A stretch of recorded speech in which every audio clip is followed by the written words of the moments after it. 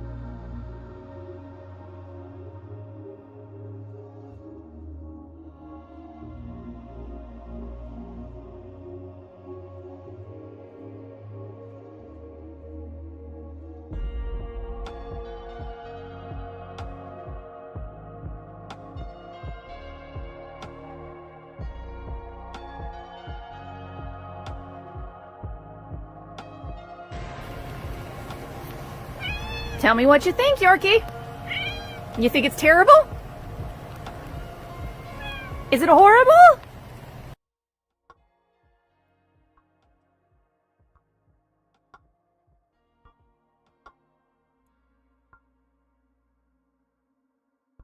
Hello.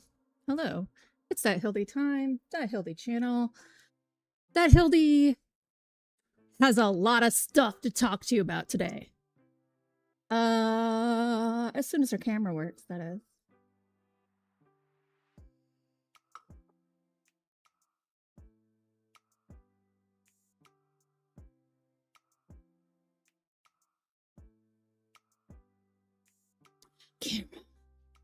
Okay. So, we're gonna start with bragging, and then we're gonna move on to, like, logic. Cool? Cool. So, first and foremost, my notes ended up being of the main game, and I'm subtracting pages that are mostly empty because I thought I'd use them more. 41. On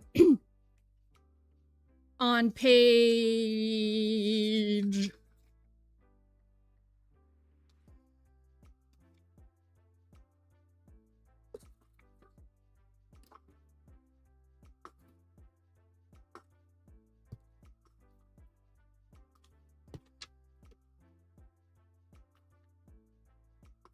"29, I have written, in all caps, Polaris is not safe. Polaris brought hiss from Polaris world. Trench carrier on page 16. HRAs connected to his. HRA from Polaris. Polaris knew the hiss.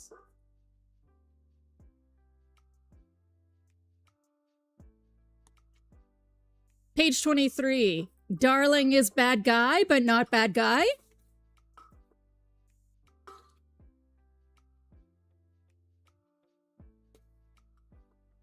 Page 27. Why is Trench angry at HRA? Is the Hedron hiss or is Trench hiss?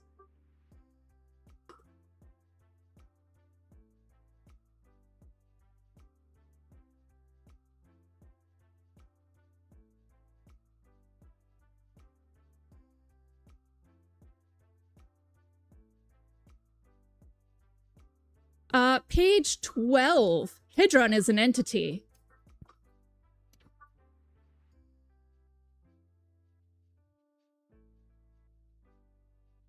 Page 11. Northmore was like an implosion. No choice containment. Page 14. Northmore sarcophagus container.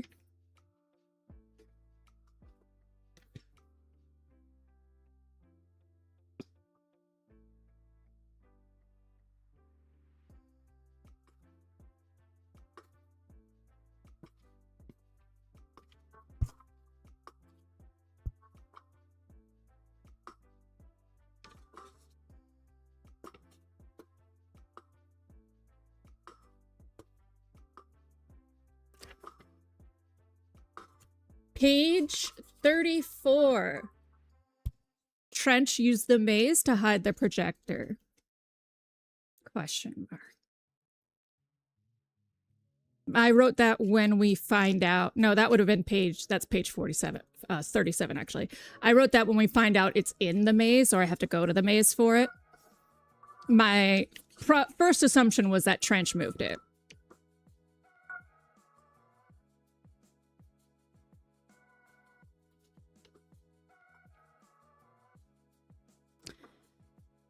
Page 30. Oh, actually, I think I miscounted. It's actually 47, not 41.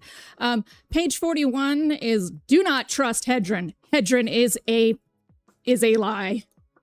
It's scribbly, but I wrote do not trust the Hedron. Hedron scribble is a lie.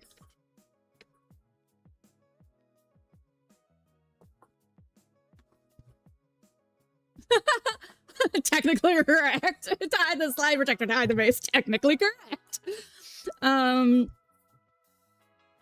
So, that being said, But that doesn't mean I didn't enjoy the ending. However, as is obvious, I was not nearly as surprised. I would count my emotions as I'm not surprised, just disappointed.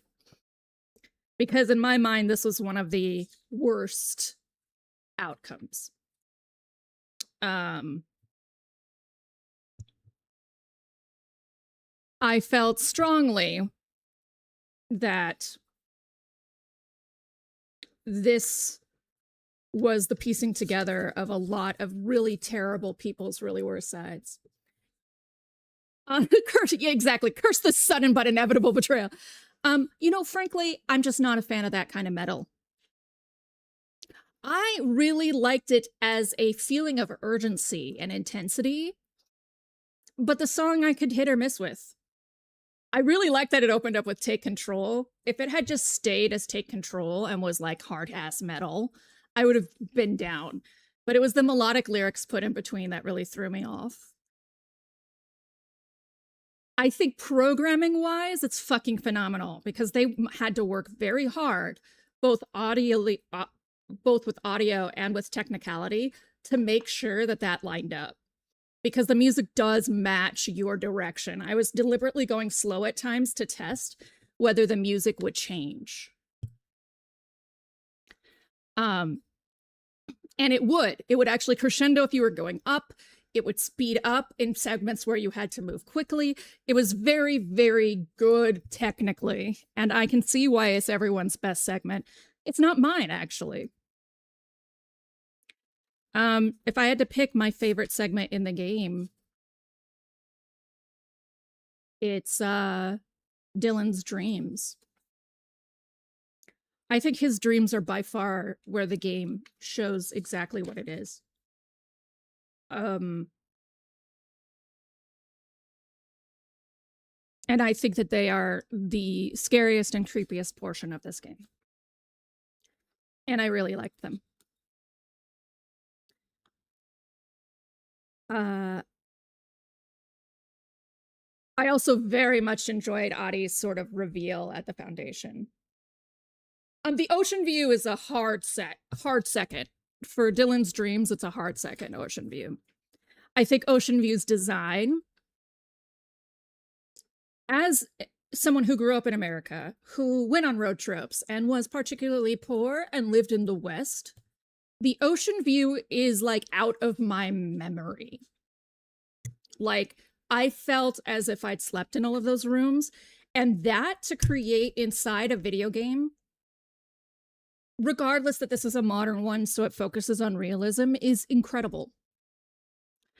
I thought the way that they handled it, metamorphosizing over the time, was great. I have a really hard time with how this game ends. I was literally like grabbing my computer screen like, no,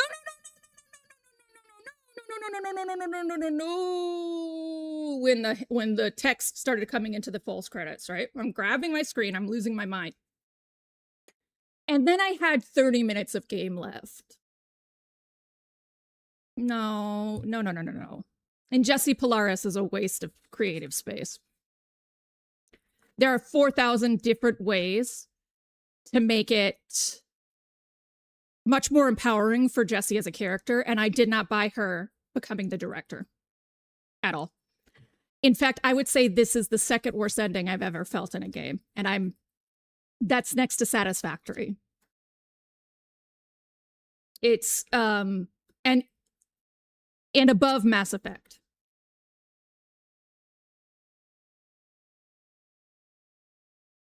I think it is asinine that you would treat it like even if you have DLC, even if you have post-game content, right? You don't treat an ending like that when you've taken such care for every other aspect. You just don't. It's lazy. It's one of the laziest endings I've ever seen in video games, which is why when people were saying, didn't you love it? Didn't you love it? I couldn't say anything last night because I was like, I loved 92% of it. but I am the most disappointed I've been in a long time. I wasn't expecting answers. That's not how this game rolls. I got my answers through the lore and the occasional bad guy monologue. What I was expecting was acknowledgement that Jessie has been dependent on a voice in her head this whole time and cannot just suddenly come into her own power.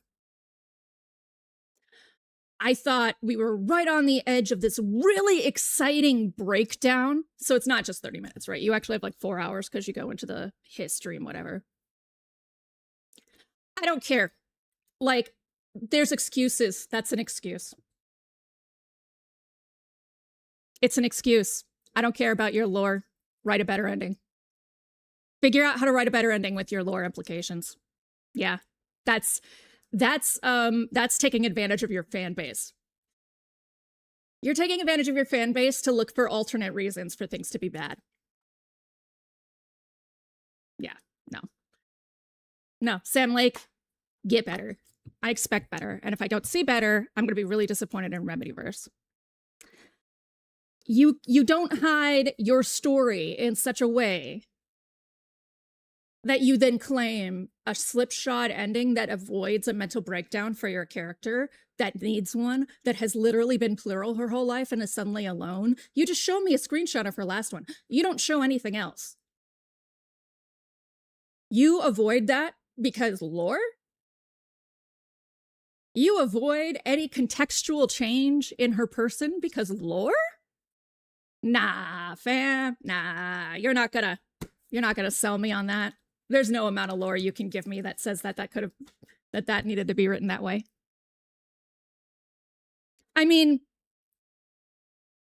we're talking about control alone. That's the thing.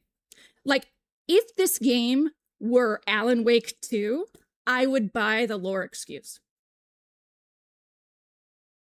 At this time this game came out, there was no guarantee of a sequel. This game was a one and done. That is an unacceptable ending for a one and done. I looked this up. I wanted to be prepared because I know this is like a hot take. I wanted to be prepared before I came out here saying this ending's trash. I made sure to look up whether there was going to be a sequel. There was not a guarantee. They did not know if Control would succeed at all. The DLCs are also trash. Like, these are all excuses. Like, the main game should have an ending that is satisfying, period. DLCs are extra content. They shouldn't change the ending. Like, it's all an excuse to, I'm not saying this game is bad. I want to be clear. I'm saying its ending is trash, which is roughly 8% of the game, right? Like, in my mind, this is 8%. 92% of this game is an A++++. 8% is lazy manipulation of your fan base, and I'm disappointed in them. Because, yeah, the base game needs to be able to stand alone without its DLCs, unless the DLCs were released at launch, right? Unless, which they weren't, right? Because they weren't in the game. So for instance, like Elden Ring said, we're gonna have a DLC. It's gonna affect the ending. They actually said that like at launch, right?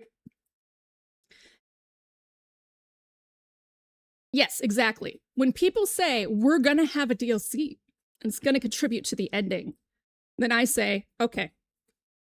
That's why I looked it up. Because I know that this is the sort of production company that maybe would have done that, right? Would have said, because like Persona does this a lot. We didn't have the finances to do the game that we wanted. Hi, PB. Hi, everybody. We didn't have the finances to do the game that we wanted. So we're going to do a reload, right? And they made it known that that's what they're going to do. After Persona 3 FES, they said, we're going to do this for each one. That's not taking advantage of your fan base per se, because the games are complete new games. If they were just like additional, it'd be a problem. So PB, yeah. But Bapanada. You just popped in the middle of my really hot take that the ending sucks. Specifically from a writing standpoint, a base game should be able to have an ending that is cohesive and gives respect to its characters. Jessie is highly disrespected in the end of this game. And it's like they've never been abandoned before. Like, I feel like Sam Lake does not actually understand what Jessie went through. Like, not just a friend, but someone who joined you when your brother disappeared and your parents disappeared and you were alone and everyone called you crazy. Disappearing for a while. That's high tier. To not discuss that in any way when Polaris is gone and Jessie becomes aware, other than the quick snippets, is my umbrage. She just magically becomes strong enough to overcome losing a bit of her soul. Now, before we go too far in this, I need to say, once I was engaged to who I thought was the love of my life, and then I went to work and I came home and all of his shit was gone. I know what this feels like, which is how I know they fucked it up.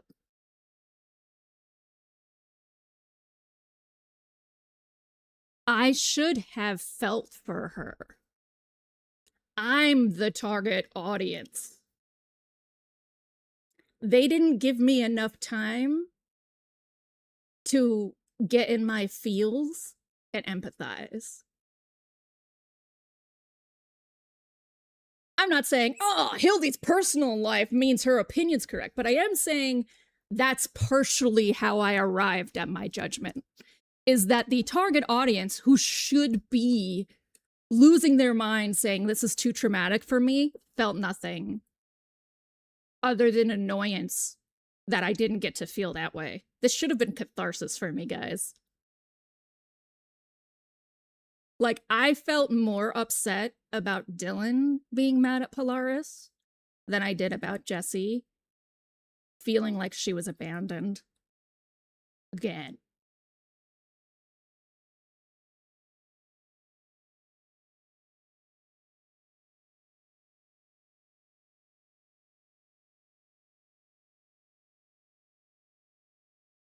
So, not to be that much of a joy kill, but that is why I have a very strong feeling about the ending is part of that. The other part is the reactions that you guys gave me are part of it. Everyone was like, look at the lore, look at this, look at that, right?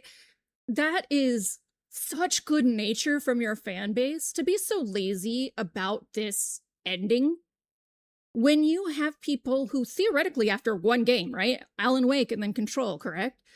Are so, well, Quantum Break as well, are so, like, willing to give this to you.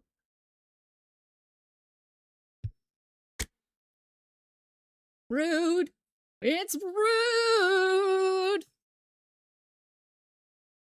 And there's not really any amount of DLC that's going to heal that, but I might be happy if they explored some of their failures. It might, like, make me respect them more as writers to know that there were that they understood there were failures. That's true. But Max Payne is Max Payne. I mean, I'm I understand they're in the remedyverse, but also Max Payne.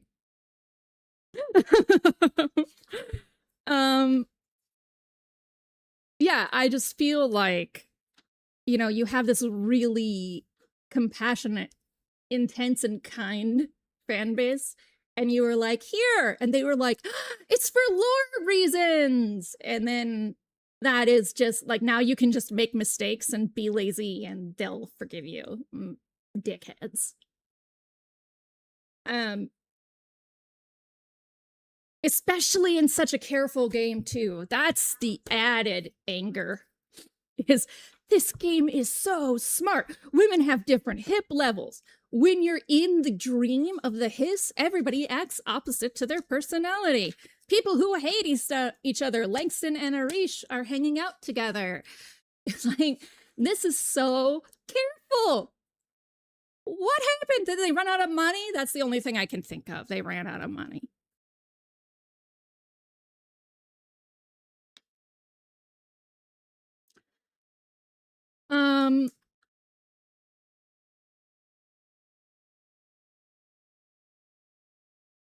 So as for what I believe happened, as of what I understand in the lore now, and I'm just talking Jesse and Dylan's life, because this game does not give me enough context to talk about the whole Bureau.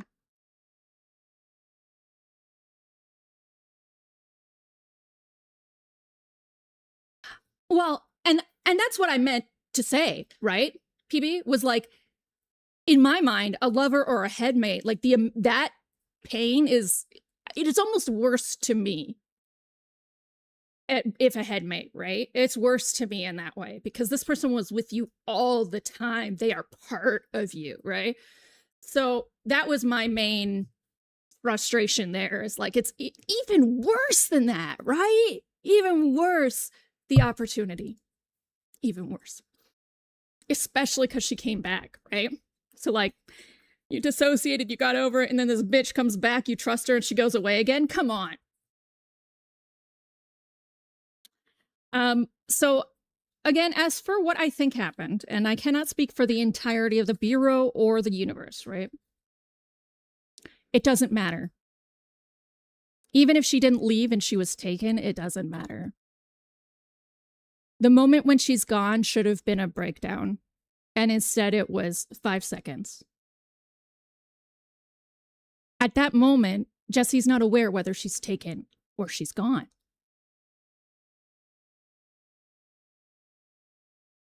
Doesn't matter. There's simply no excuse. And I tried. Like I was saying right before you came in, I did research on whether this was released with planned DLC, whether they announced it was planned DLC. I researched sales numbers. I researched the intention of Polaris. Yeah, I spoiled myself a little bit. I researched a lot of stuff to try and find excuses for this ending because I loved the game that much. But from a writing standpoint, I can't find any. I can say that I think it should have ended that way, but it happened so sloppily that I didn't like it. Does that make sense? I don't think it was necessarily the wrong ending for the game. I think I just should have had a better ending. I mean, sure, I understand, PB, but this is not, so this is why you liked the ending. But in general, from a writing standpoint, you like my specific, so I said this is not to say anecdotally earlier you missed that my experience should be right, and that my opinion should be right, but it goes the same way here, is that even your experience with losing a headmate is not going to make my opinion wrong, right? This is an opinion. I'm not, like, I did my best to convince myself and I could not. So I don't think I'm gonna be swayed by anecdotes. I'm gonna need in-text stuff. Like, I'm gonna need you guys to say, but when she did this, that happened. And if you can't, then I can't really forgive it. Like, I'm talking purely from the substance of the game. And that's why I brought up my personal experience, is I should have reacted because I always have. Hands down, I have walked out of, oh, yeah. I have walked out of theaters before out of disappointment for something like that. So I've always, like, sorry, out of reaction to something like that. I've always been triggered. So when I say I think the text failed, it's because far worse attempts at this that actually took the time to talk about the characters still affected me. And that makes me think, what did you do wrong? And then I sat there and thought about what they did wrong. And my conclusion is that Jessie's no longer a character at that point. She is a set of plot beats.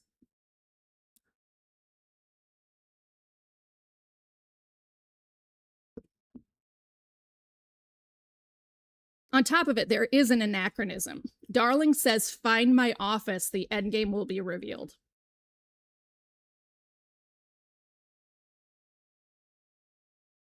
You mean to tell me his office was Ocean View?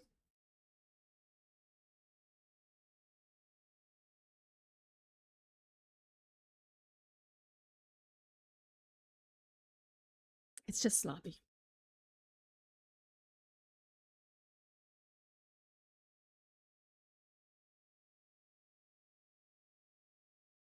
Yeah. Even if it's lore reasons, right, Theo? Which I have a suspicion. Don't confirm me. But see, he had an office in the executive is not mentioned. You know how thorough my notes were. Nobody mentioned he had one.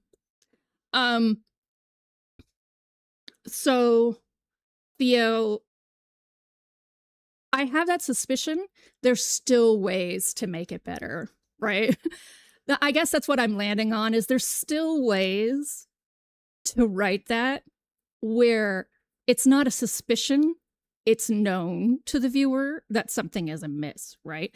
Not just that this feeling feels bad, but this ending feels wrong. Yeah, but they don't say it.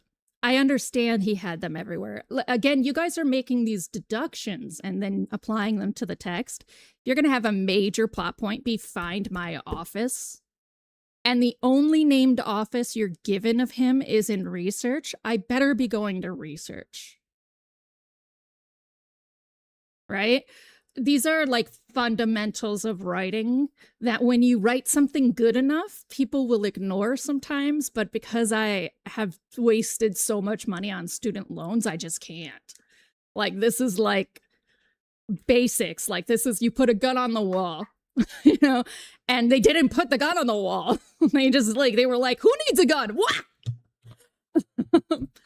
So like, but this moment of critique is because I know it would be a hot take. I made sure I was ready, right? Like, I had to have my facts straight, because you don't go into a room of Remedy fans and say, I just liked the ending, without being able to be like, plot.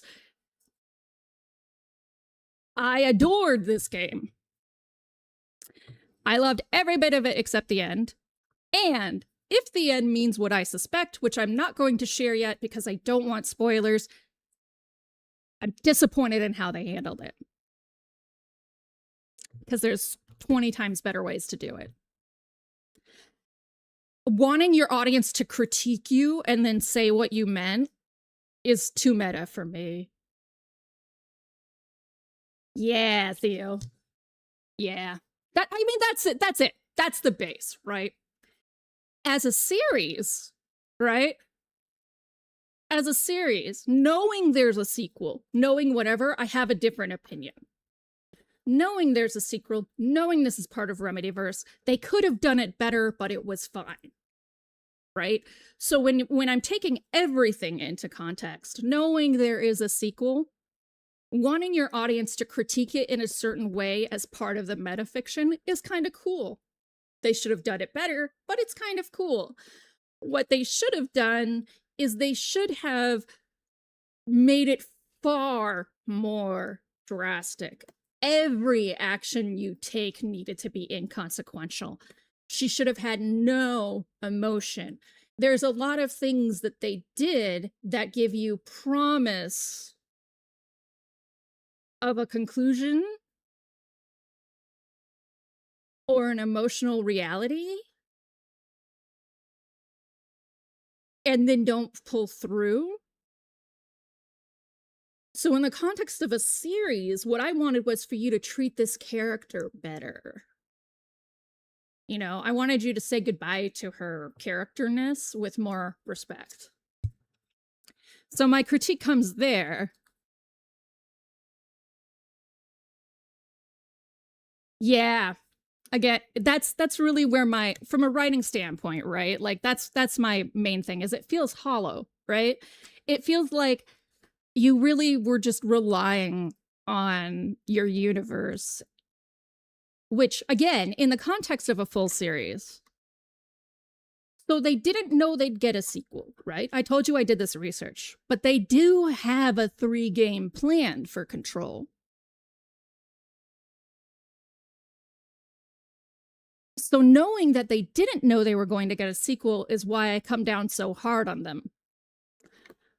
But in the context of a 3-game plan, sure. Sure. Not good, but not bad. Just milquetoast. Sure. I'm willing to let the DLC make up for your mistakes in that regard, because if it's a multi-game plan, your DLC should do something, and your DLC counts now, right? It's no longer like... It's no longer extra fluff, right? It's part of the whole context. So, I'm just upset that it was at the end, because it leaves that taste in your mouth, right? Like, I'm happy there's DLC to do. Because you sit there with this, like, chewing on that instead of all the wonderful experiences you had in the game. FBC Firebreak was a disappointment financially. It was a huge disappointment, but it was the same amount of disappointment as Alan Wake's American Nightmare. Fiscally, they both did really poorly, but the studio is not relying on those for sales. The studio did not need them to do well. They were released as ways of delivering lore that they couldn't fit into other contexts. That's actually what an interview said. So I wouldn't be too worried about FBC Firebreak. I would be worried about Resonance. If Resonance is not killer sales, then Remedyverse will stop. That is something they implied financially.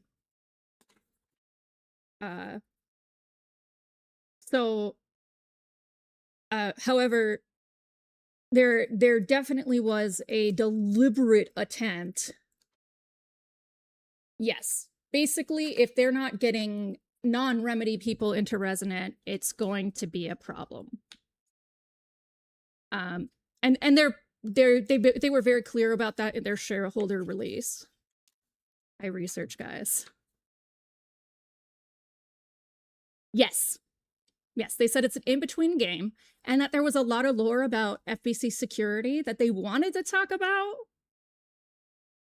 but it wasn't enough for, like, a whole entry, and it didn't fit in their plans, so they just threw it into a game. I could kind of respect that. You know, like, this is a video game series. Find a way to publish it as a video game rather than handing it out as a book or a supplement, or him fisting it in ways that it doesn't fit. So they were very... Yes, I did read that too. They said they couldn't pull it off financially, something like that. I don't remember if that's the one. So something about American Nightmare also had... So one was they couldn't pull it off in universe, and the other was they couldn't pull it off financially. And I can't remember if it was American Nightmare or Firebreak, which one they couldn't pull off in universe and which one they couldn't pull off financially. But one or the other, basically, they couldn't do, and that's partially why both are considered disappointing.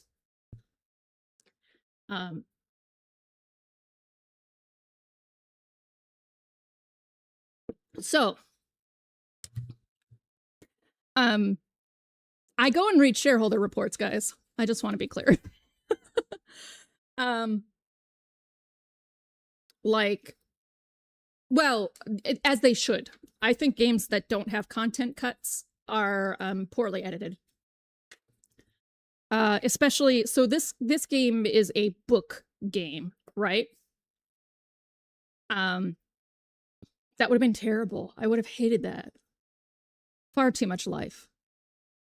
You have to kill your babies to produce good work. Like, well, yes, he said ordinary girl, right? Right. I did not expect that, though. So like as someone who didn't know that that had been cut, I knew this was Dylan's dream, but I wasn't waiting for a musical to start. I was waiting for because it wasn't necessarily Dylan's dream, right? It was still Jesse's dream. And I think that's good editing.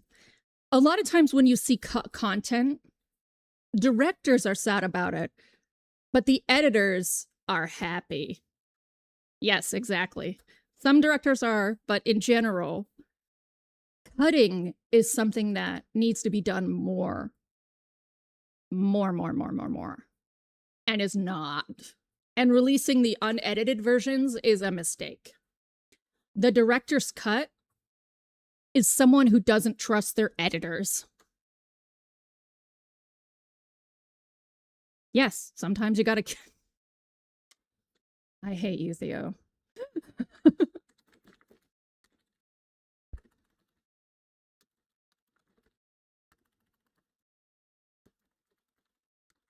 The only times I've like ever really agreed with director's cuts are like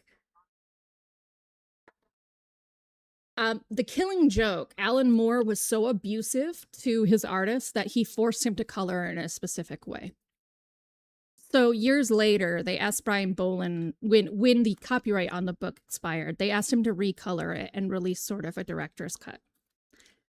Alan Moore was right. It was a far better book in the other coloring. But I think that's the kind of director's cut that adds to the work instead of is just a director being salty. They didn't get to include their slow exposition-filled scenes. That's a true hot take, but that's because my specialty in publishing is editing and marketing. So I have a lot of editing hot takes. This is the first game where you guys are really getting to hear me lay into it, though, because it was good enough. So usually if something is just fine, I have no reason to lay into it. It's fine. This was so excellent that I'm like, ooh. And that's usually you'll find with most critics.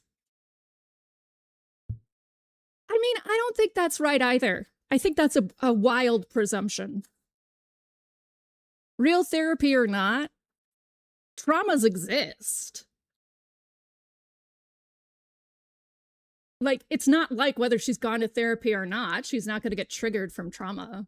PTSD exists without a therapist.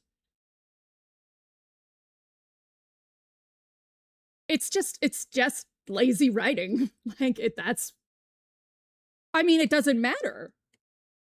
Like, the therapist is completely of PTSD in every capacity. In fact, the bad therapist means we should have seen more breakdowns because she didn't learn coping skills.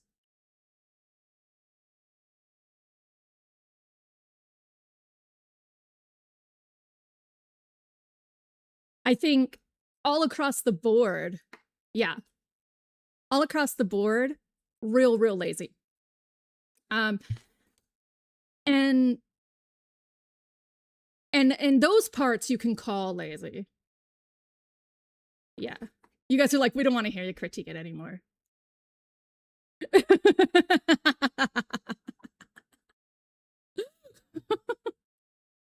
I've been trying to transition into this for a while. It's really, so it is very hard, you guys, when you're the streamer and your chat talks back to you. like not talks back as in like a parental thing, but like when you're talking and they reply, it's really hard to change the subject because you just want to keep talking to them. So one of the things I need to ask you guys to do is if I try to change the subject to just let it go, because you guys will like put in a last word and then I'll have to be like, no, wait, right? So I've been trying to change the subject for like 10 minutes. I kept saying, like 10 minutes ago, I kept saying, I want to talk about this. I want to talk about this. So you guys are gonna, yeah. So we're gonna move on. I want to talk about what I think the lore adds up to. So what I think the lore adds up to is this. I think Northmore is a sort of person that Jesse and Dylan are. And I do think there is a sort of person. There are people who can. Yes, especially with a microphone. It's very hard. And it's very hard, especially when it's like your house, right? Like, so both having the microphone means it's unfair in debates, but it also means like it's your house, so your opinion should stand in a way, like it's my house, right? So it gets really difficult. Anyway, enough. So Northmore, I think there is a type of person. Guys, great. We're moving on. Northmore is a type of person like Jesse and Dylan, who can bind objects of power. I think that there are people like that. I think prime candidate is a good thing to call them, maybe. I think Northmore would have been a prime candidate in his day. I think he was similar to Dylan in that so there is an aside that gets thrown around by Darling. It says, Dylan's not like Northmore. He's different. He just needs time. I think Northmore lost his goddamn mind. And I think he's being used to keep the lights on.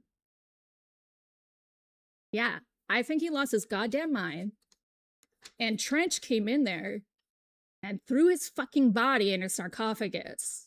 And now it's the Northmore Sarcophagus Center. And that's what this entire thing runs on. And I think the reason you get chunks in the water sometimes is one, the clock, but two, I think there's been a decomposing corpse inside these things, and that creates a lot of gross shit. So I think Northmore loses his shit. Trench steps in. Either murders the fucker or the board murders Northmore and then throws him into the NSC.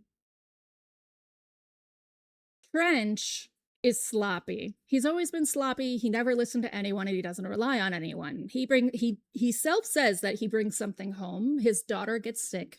He tries to have Darling cure her. His wife won't let him take her, and she dies, and his wife leaves him. I don't think his daughter got sick because he brought something home. I think the board got her sick. I think the board doesn't like when you have your own thoughts. There's a couple of other things he said, like the hotline would be ringing and I would ignore it. It was ringing all the time and I would ignore it. I was afraid of it. What was I afraid of? That it would tell me something?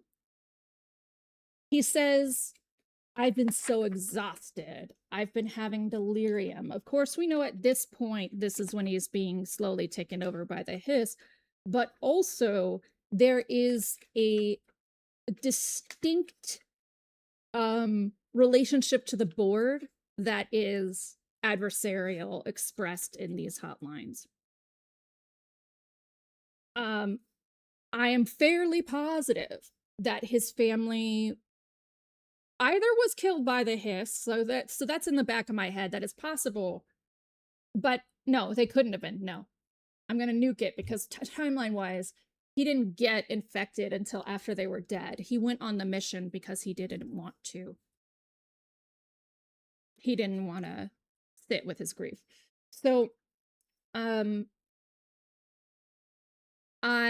am fairly certain the board itself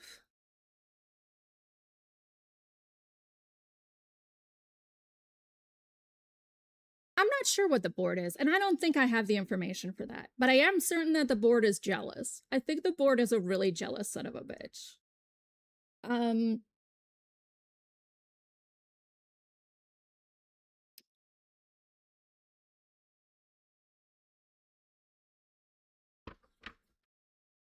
After Trench starts to get sick, well, we should say then the AWE in Ordinary happens. I know that the Bright Springs one also happens and this contributes, but I don't know about Bright Springs yet, so we're going to talk about Ordinary specifically. When ordinary happens, it is a pair of kids who find a slide projector who have very bright falls. Thank you. Who have very possessive and simultaneously neglectful parents and are using it to run away. Their friend Neil, they also include because he's bullied quite a lot. It sounds like they've used it to hide once or twice, particularly in the meadow. But after things were so melty after going to the meadow, they decided to stop. Neil doesn't. That's how you get Neil. Dog Neil. Melty dog Neil. The kids are using it enough that other kids in the neighborhood are starting to suspect that weird shit is going on.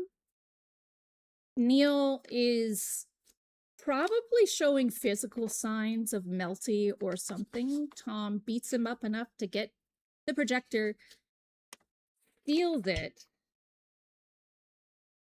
and they start using it. My presumption would be that through the temple they bring the Not Mother, but perhaps the Not Mother just was always there and is part of the amalgamation of the slides of power, I'm going to call them. I'm not sure if the slide projector is the object of power. Darling suggests that he's not sure either, and I think I agree with him. So, at least with what information I have now.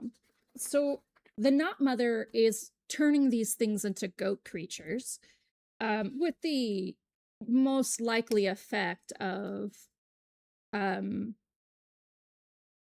know, eating them. There's actually a game called Metro 2023 in which this Scandinavian/Russian creature shows up. And people in this nuclear wasteland choose to suckle on it in order to survive. So I'm familiar with it. I was trying to think what game I remembered it from, and then I was like, oh yeah, because that boss battle was a fucking ass.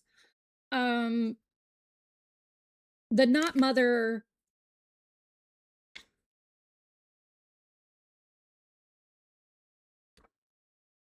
skipping ahead, they crush the teacher with a piano because they've lost their goddamn minds. And that Jesse and Dylan burn the slides in reaction to this after stealing the projector back. Here's where I think it gets a little funky. We have different reports on what happens next. Jesse eventually says Tom was taken by the police and that the Not Mother said she'd punish everyone for this. And then Jesse says all the parents got weird and they hated being home with their parents, so she wished they'd disappear, and then they did. I think it's probably not Mother and not Jesse. But I have no evidence of that. If it's not Mother, it's Polaris. Polaris, who I'm gonna call Hedron from now on, though I believe Polaris is a piece of Hedron. It doesn't change that, I suppose. Polaris, I think, is what causes something of the disappearance.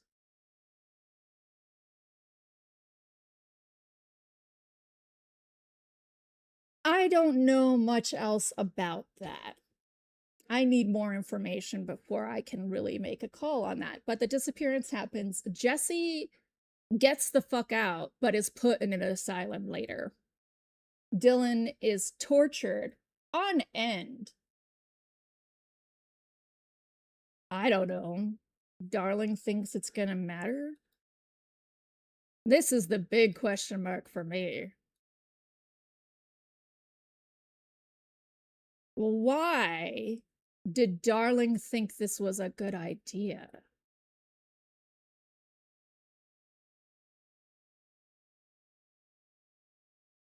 Right? This is question number 1. Why does Darling think it's a good idea to bully this kid?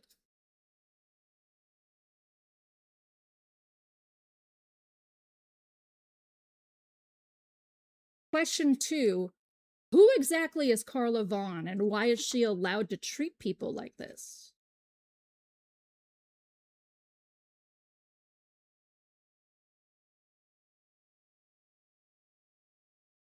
Question 3. C for Carla. Yeah. What's going on with Carla? She's manipulating Hubert Tan. She's fucking Darling. And she, beating the shit out of Dylan mentally. Why? We're not given that answer. We're not even given enough context to justify why these people would want to do that. It is like the anathema of logical sense. So that is my big mystery that I want lore for. After Dylan loses his shit, I do think he rapes someone.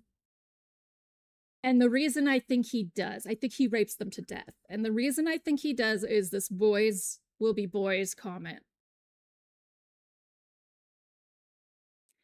The whole way that Darling talks is like very rape apologist. So I think Dylan snaps, and then the rest is all pure murder.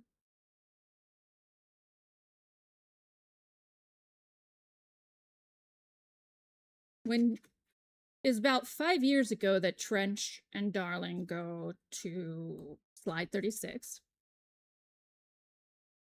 And I think Dylan is infected very quickly. I think the moment the hiss come in, Dylan is infected, pretty much. I think they, in some ways, try to get inside Darling, fail, and transfer to Dylan in such a way. I have no proof for that. This is a hunch. It's the same hunch I had that Polaris wasn't safe. That was right. I'm not sure this is right. Yes, I think the hiss approached Dylan. I think the hiss is far more cognizant than we want to give it credit for. Well, obviously, I think it is like a second board, maybe.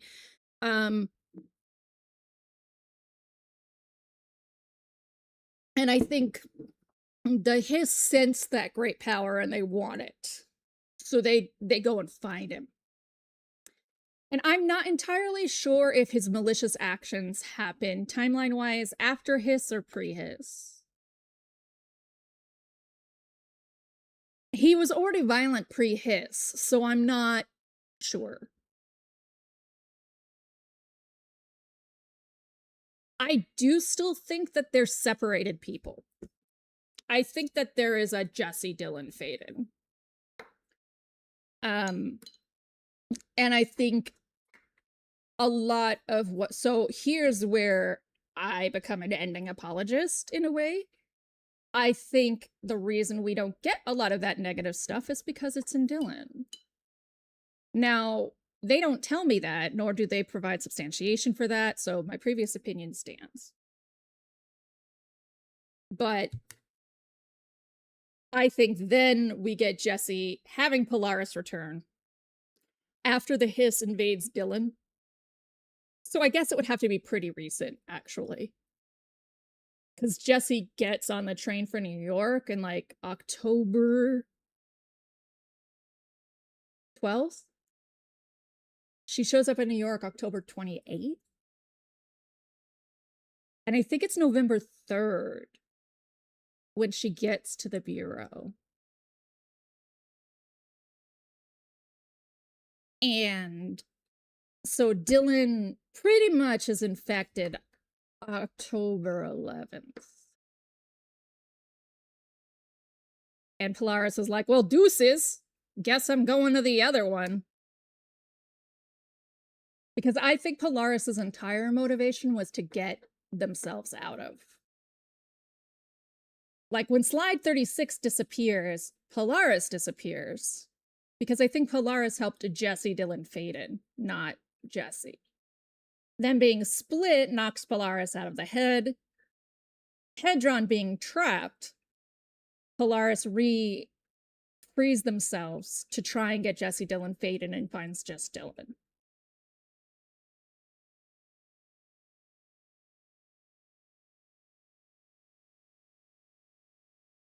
Ati, I need to see the DLC for.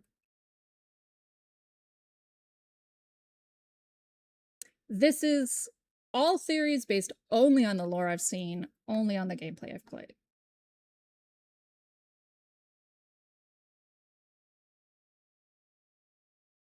Yep.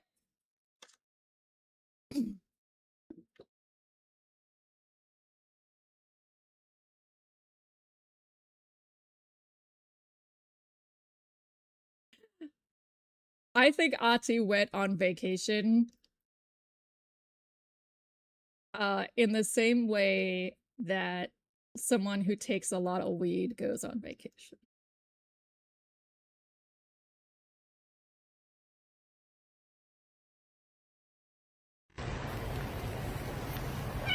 Tell me what you think, Yorkie. You think it's terrible? Is it horrible?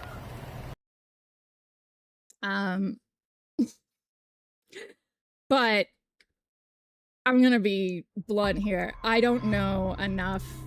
I know a lot about Ati in the Kalevala. I don't know enough about Ati in this game to say anything about him.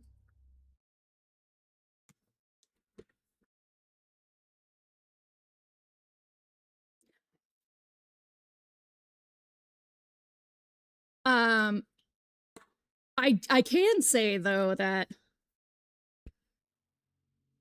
he actually the scene does confirm that he's supposed to be Islandati. So there's that. The Kalevala will have some sort of answer.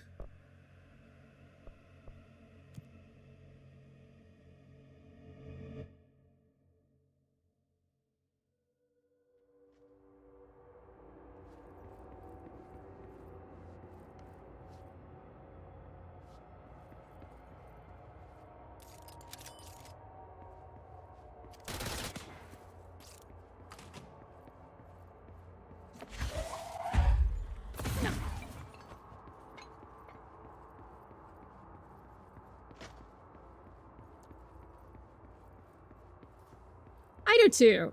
I think this is a very smart look.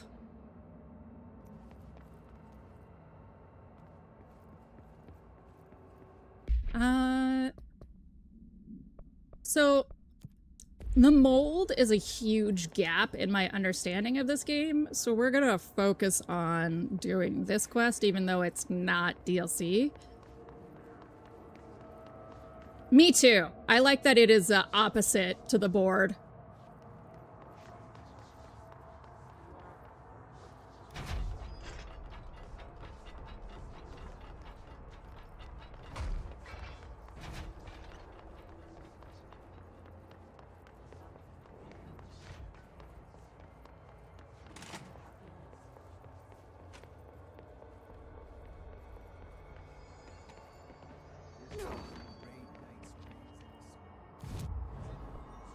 All sorts of ability points.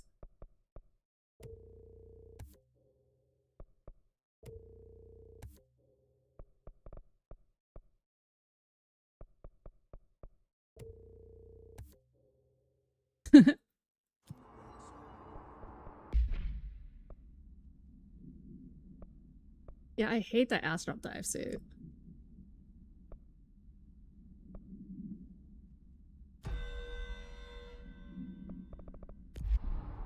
We'll be snazzy. Any luck finding the armory? None. Looks like you got shifted. We have rangers taking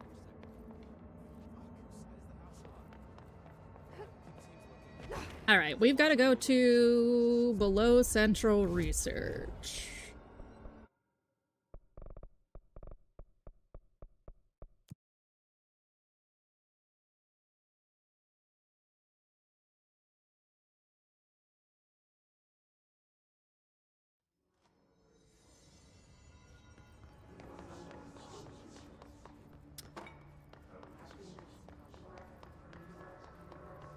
in the area I didn't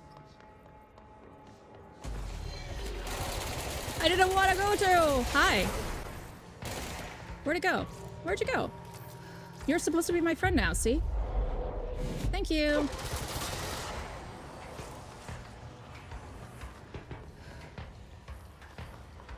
I like the swoopy hair. I hate everything else. Yeah. I guess having a cleric doesn't make me immortal.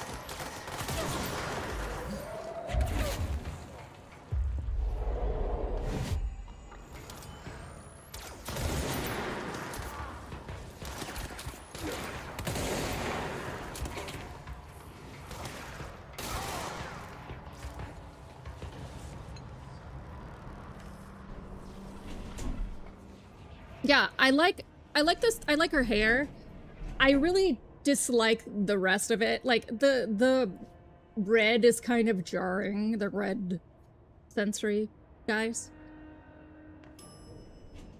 Sensory thing. Oh, okay.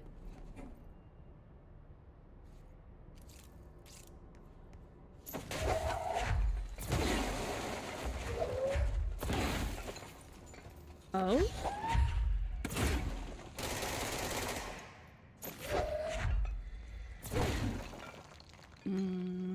No. No, not breakable.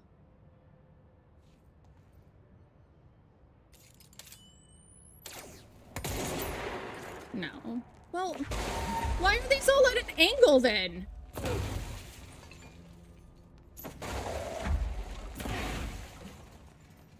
I don't like that.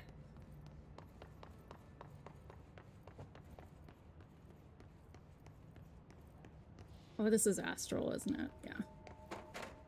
I'm sorry, Theo.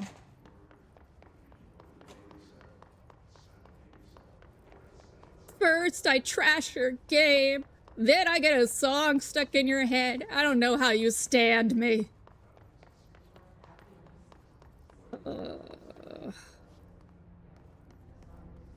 Alright.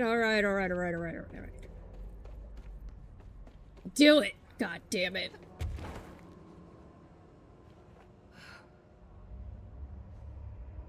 I can't believe I just, like, jumped down here. Like, there's so many skills in this game, and I was just like, no, I'm going everywhere without them. Fuck you.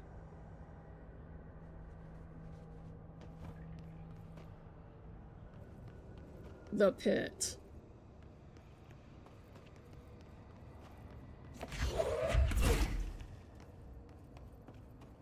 Solve an nth-dimensional maze. Hi, Miss Roy. Thank you. 15 months. Yeah. PB kept being like, yes, do it. I support your chaos.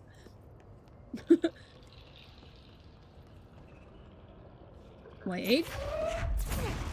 See, I broke a wall, and that's when I'm like, so I don't know if y'all were around for Moldgate, but I kept breaking.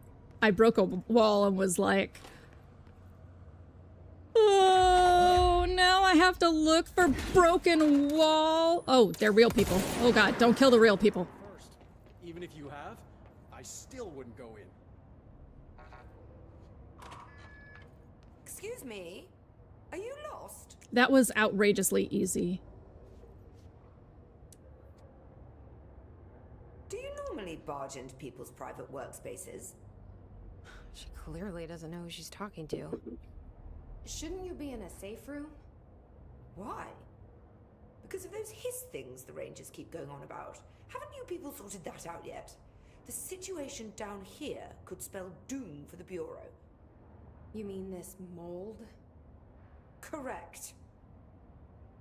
Perhaps you could help me. I require samples of various mold strains, and the mold has made the environment far too dangerous for me to fetch them myself. Really? Mold samples? I thought this could spell doom. It could, and it will, whoever you are. Oh my God. The mold is spreading. We need to find the source before it spreads too far. Any samples will do that? Oh my god. This No. lady's a bitch. Samples of I love her. strains, when blended properly, will allow you to travel deeper into the pit, where I've pinpointed the approximate location I love of her. the source of the mold. Okay. So what do these samples look like? Similar to the one on my table there. I've made a list of the samples I need. I just don't think, You'll find them throughout the threshold. I don't think Ryan I'll take a look. knows. My name's Jessie, by the way. I'm sure it is.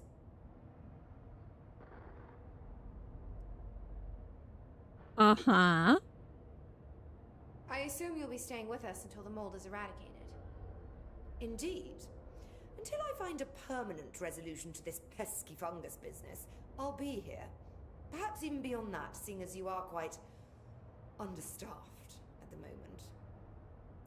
Though I hardly have a say in my own comings or goings.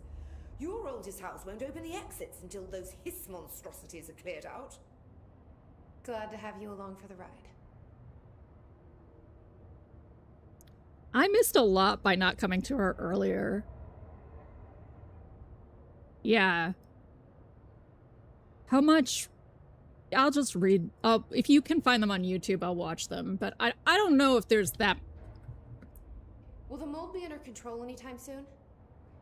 We were barely containing it with weakly controlled burns. Just look at how it has spread after a few days of non-interference. It's beyond the threshold now. The floodgates are open. So that's a no. Americans.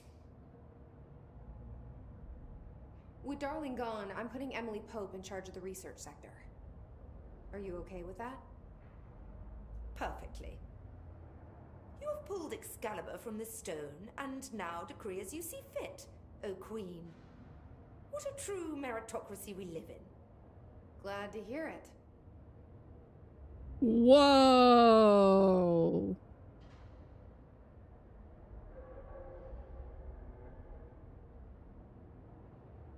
Whoa. I had a dream. Or something like one. Darling was there. He told me something, but I can't remember what. I think he's gone. Right. Well, he's never where one expects him to be, is he? Well, thank God. I can finally stop writing these tedious reports that I'm sure he never even took the time to glance at. If you speak to him again, can you tell him I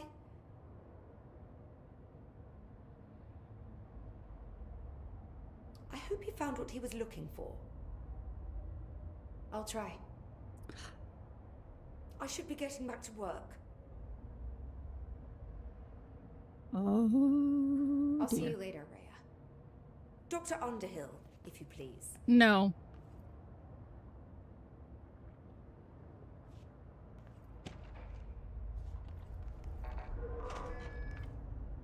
This work won't finish. Could be. Right, her passive-aggressive behavior is becoming aggressive-aggressive. I'm not here for this.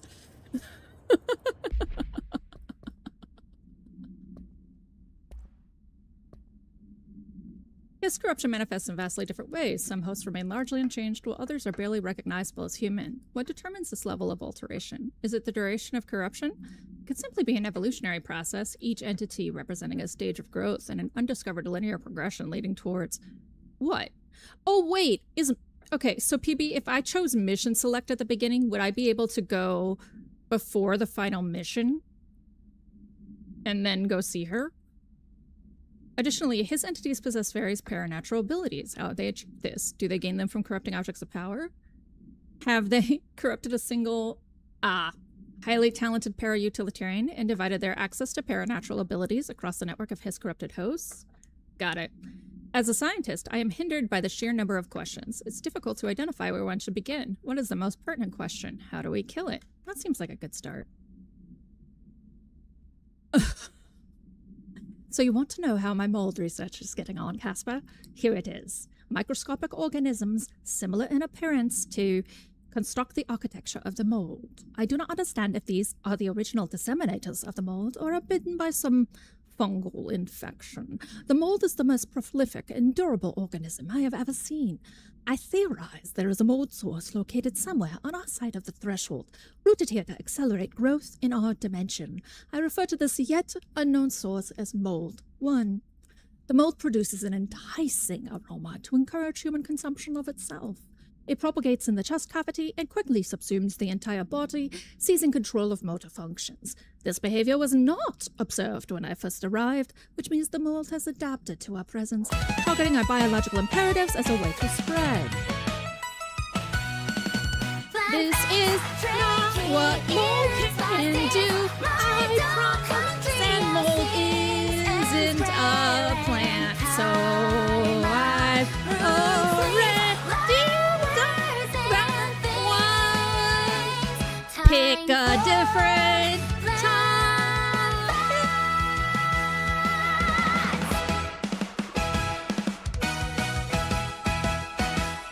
time.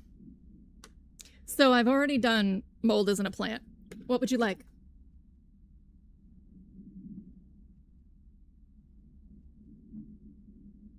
I did not have to study mold for mold is not a plant. Yeah, it's in control already. It's in the VODs.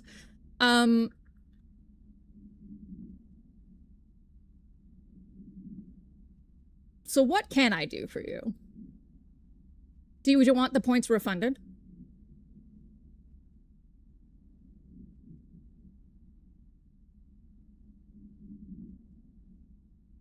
Okay. Let's talk about something. You didn't pay for them, Sam. Misroy says dealer's choice, so dealer's choice it is.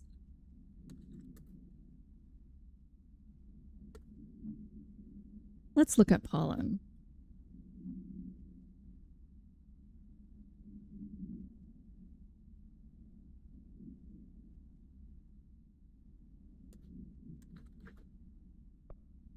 Too late. Misroy redeemed it, and he said dealer's choice. Dealer's choice is pollen, guy.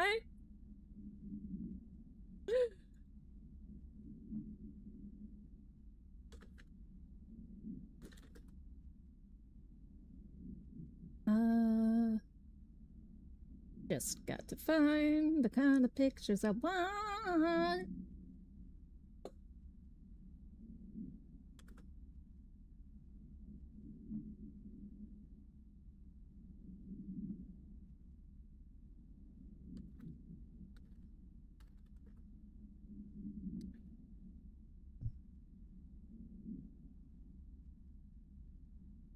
You're really gonna make me get that specific?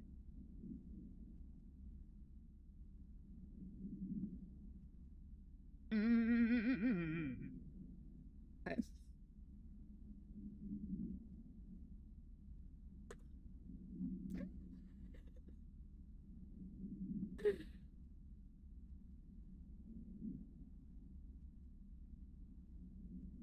All right, let's talk about pollen.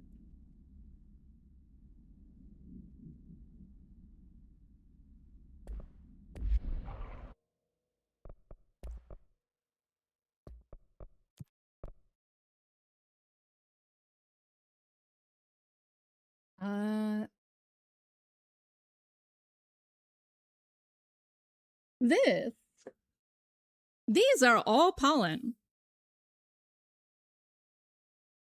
These are all pollen. These are all pollen. There's an old adage that no two snowflakes look alike, which they did end up proving is not true.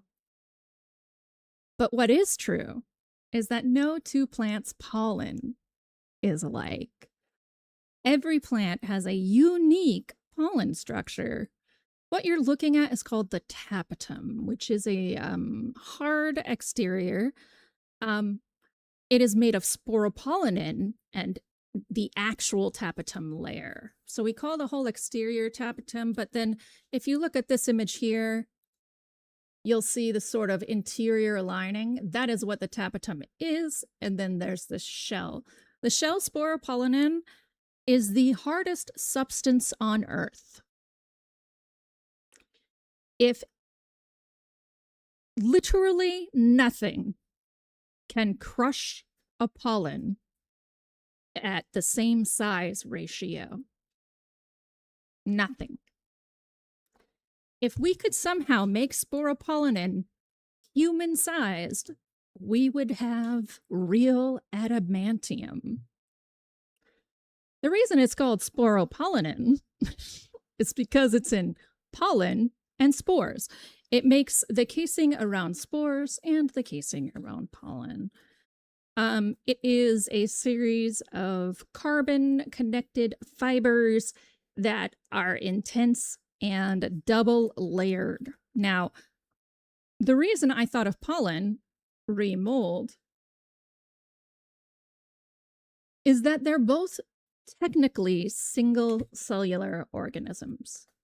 The definition of an independent organism, a eukaryote, is a cell with a nucleus, which is what pollen has. It has two cells, and it has two vesicles inside and a nucleus. A vegetative cell, which is like pollen testicle, and that produces a spermatogenous cell, which then makes two sperm when it lands on a stamen. Very pedantically, and you'd have to stretch here, and I am just for shit's sake. Pollen is a bunch of independent little dudes living their life, racing to get their fuck on faster than the other guy. Every pollen has a series of apertures, not just these holes, but straight apertures. So when you're looking at H here, you see there's all these little pokes and then these actual indentations. Those are what are called apertures. Here is a clearer image of apertures. Apertures are essentially dick holes, if we want to be crude about it. When a piece of pollen lands on a, sorry, not a stamen, a stigma, it's like a sudden race begins, and whichever aperture has touched this surface of the stigma begins to build a tube down towards the uterus. It's like as basically they make the vaginal canal for the plant. And whoever gets there fastest wins. That's the survival of the fittest of plants. Flowers, pollen-producing plants. How we tell the difference between a eudicot and a monocot, which the old adage was when it's a seedling, one leaf or two leaves. It's actually pollen aperture, which is just assy. Like, could you not be simple plants? So magnolids and monocots, the earliest flowers, all have variations on 3 with moderate exceptions, but they're not actually exceptions. They're actually 3 apertures. So this corner on H is 1 aperture. Yeah. Whereas eudicots have the only thing that is normal about eudicots is you notice this equidistance formation. So how these tubes are made is really kind of cool. There's these things called kinases, and they actually are how our muscles work too. So they walk down muscle fibers, or in general cellulose fibers. They actually walk down using ATP release. So ATP, adenotriphosphate, has a phosphate cut off to become ADP, gives a burst of energy which propels the foot forward, and it binds to a phosphate in the next part of the chain. So they really look like little walking dudes. And they carry ATP to put at the end of their chain in order to cause a reaction. In humans, it's ATP that causes electricity use in non-reflexive actions. And in plants, they are actually carrying vesicles. Vesicles are little balls of genetic material. They walk this down, well, in the pollen tube, they walk this down to the end of the pollen tube, pop it open, and then plaster it onto the wall through chemical reactions, and then move on. Walk right back. It's just a chain of these dudes. Little, like the pyramids of Egypt, almost. Just seeing, put down a brick, leave, put down a brick, leave. And it's actually whichever pollen can metabolize their ATP the fastest that makes the fastest pollen tube. This is, of course, advantageous because plants have to have a fuck ton of babies to continue their existence. They're very delicious. Even the venomous ones, there's someone who can eat them. And they need water, and they can't move, and the weather's weird, and we like to just walk over them and build on top of them, and maybe it's a weird winter. Like, plants have all sorts of ways that they die. They have a lot more ways to die than they have to live. So they have lots of babies. A seed, as I mentioned, is not an embryo, it's a fetus. It's a fetus in cryostasis. It's like a 9-month fetus in cryostasis. This thing's like almost a plant, and then they're like, actually dehydrate that shit. Put it to sleep. Send it to the new planet. So they release even the smallest. So I'm not talking trees here. Trees or woody angiosperms, conifers, they are not K specialists. When I say K, I mean like a little italic K. That is in population theory, the max population. So humans have a K value for the Earth. R is the current value and the value that is optimal. An R specialist, like humans, puts a lot of energy into 1 or 2 young with the goal of having successful offspring. A K specialist throws as many fucking fetuses at the wall and hopes one comes to life. That's what plants are. That's also what squirrels are, rabbits are, deer are. No, not deer, sorry. Almost everybody in the insect kingdom. Mice. Babies. Have babies. All of them. Maybe one of them will live. Hooray. Almost all egg-laying creatures, not ostriches, obviously, but most of your egg-laying varieties are also K specialists. So pollen in particular plays an important role because the plants that can make the best pollen that metabolizes fastest not only gets rid of your human nemesis fastest, because the more pollen and faster metabolized pollen is created, the worse the allergy. But also, it maximizes survival potential.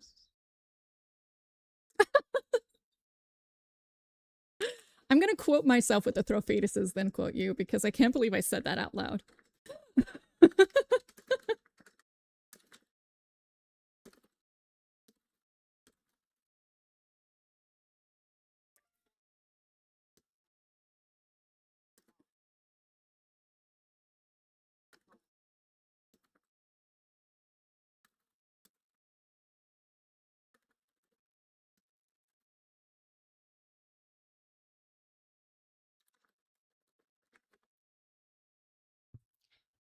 But bringing this back to pollen itself.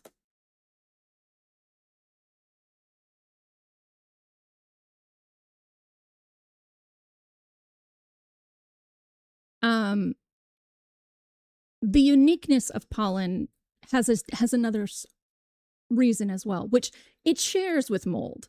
This is why I moved towards mold, toward pollen zen. Some plants can self-fertilize and some can't. Think like lizards, right? Some can produce parthenogenically and some can't. So And bees, some clone themselves, some don't. Succulents are a great example of what's called vegetative propagation, which doesn't even really deal with fertilization. But you take off a leaf, you get a new plant. Well, some plants, the pollen from one flower can, or even from the same flower, can indeed impregnate the same flower. However, they got checks and balances for that shit because that's not every plant. The plants in which it is feasible have something called S genes. There's, as far as I know, S1 through 5, there could be a billion more. But basically, every pollen in its tapetum has a series of S genes. And when it lands on a stigma, it goes, "Oh, what S genes do you have, my friend?" And the stigma goes, "I'm S1 and 4. And it goes, "Ah, shit, we'd be incestuous. I just wasted my whole life," and falls apart. And that's if they have matching S genes. Mold actually does the same thing. So mold that releases spores has something similar to S genes in the sporopollen, and they don't use sporopollen in exactly because they're mold, but I'm using it to refer to the spore's shell. They have something similar in which the mold lands and is said, "Oh, hey, baby." And the baby goes, "You're my brother." And then it goes, "Ugh," and then they don't make mold.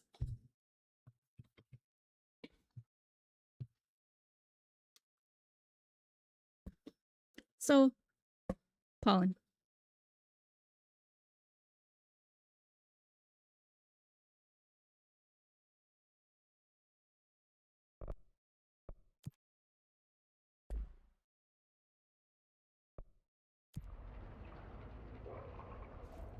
This does preclude, though, that, like, there are lots of hybridization, because if a plant has S1 and 4, right, and a pollen has 2 and 3, it doesn't matter what flower it's from. And that's where a lot of hybridization comes from.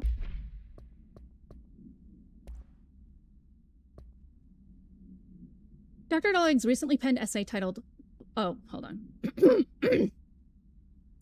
Dr. Darling's recently penned essay titled "Blanka Blanka Blanka Blank" contains some glaring omissions that I feel I must shine a light on. First, the entire premise of the essay is that the quarry threshold is beneficial to the Bureau, while the mold is actively hostile, to use his words. We cannot determine the worth of these dimensions in their life forms using bureaucratic definitions. Secondly, the mold is much more beneficial than some rock. If the blank creating the mold were reconfigured in their purpose, the structures they could build would rival the greatest skyscrapers. The mold's resistance to various strains of disease we've attempted to introduce could be derived into antibiotics. Yes, admittedly, this application is more difficult than picking up a rock and gluing it to a wall, but I paused to wonder when the Bureau lost its eagerness for a challenge. Refer to file 235, 1863 for full report. Yeah, this is going to be a lot of practicing passive aggressive. Oh, did I get it at the end? A slide projector. Containment procedure. Don't use it. The object is a... Don't use it with a vertical tray. The object creates. Please don't use it. See Dr. Darling, presentation 26.1 for more details. The only... Don't use it! To successfully produce this effect resulted in the capture of "Do not use it." Object has not been successfully bound. The para-utility of this object does not require binding. Background discovered when the Bureau responded to "Just don't do it." Many of the accompanying "Don't use it" were "What did I tell you?" The entirety of the "We said you should not use it. What is wrong with your cognition?" was transported to the Bureau for examination to find additional, god damn it, or other altered materials. Hello, Raya. How's it going down there? Enjoying the mold so far? Settling back into life at the old FBC? I also wanted to ask how your coffee with Emily went. She's a star on the rise, incredibly bright, extremely intuitive. But I want to hear what you thought of her. I think you two could be very good on a project together. Could learn a lot from each other. Let's get together and chat about it soon.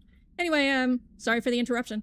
I'm sure you can't think of anything besides the mold right now. You always were a woman of focus. I always admired that about you. Talk soon. Casper. Oh, it wasn't? My mistake. Director, Come to visit, Director? Come to be angry. Have you collected the samples yet? I'll see you later, Rhea. Dr. Underhill, if you please. No! Back to it then. It is actually kind of actively disrespectful, Jesse.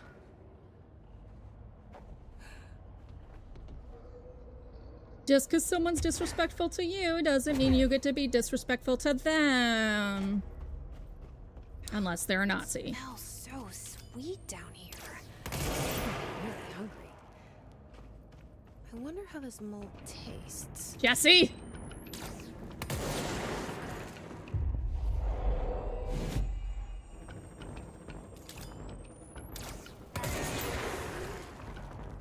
Are those people?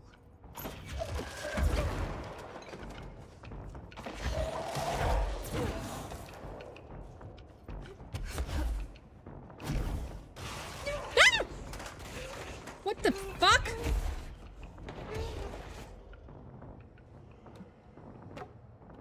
Oh.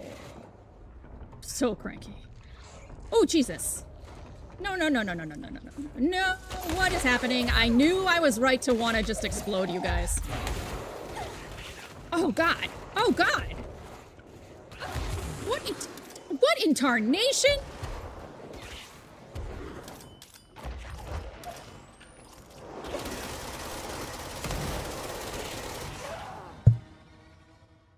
Jesse, please do not the mold.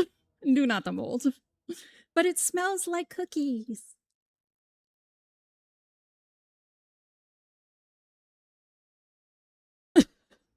The worst part is many of you know that my birth name is Jesse.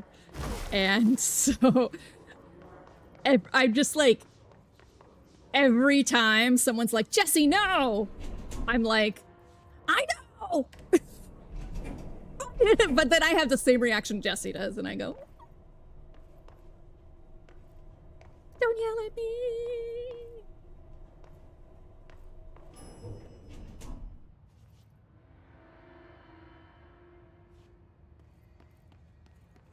Okay.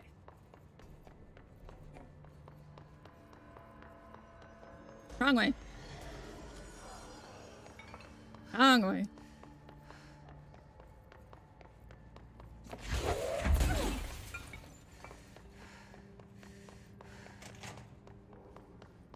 Okay.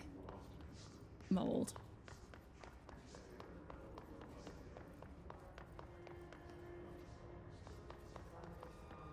PB, do you want my fun thought experiment answer? Or do you want to ask chat and then have me ruin everyone's life with the science answer?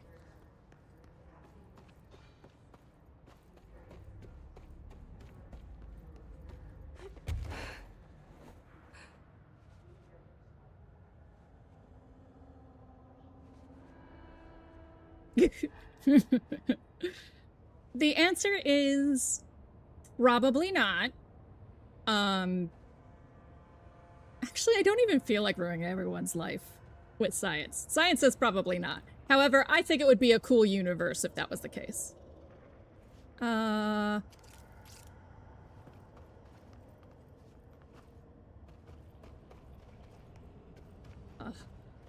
Even Hildy can be tired of science.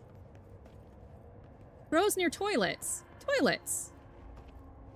Is that you? No. Oh. Is it you?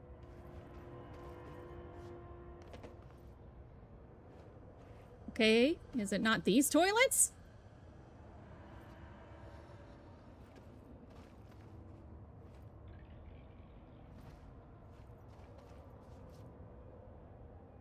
Not these toilets.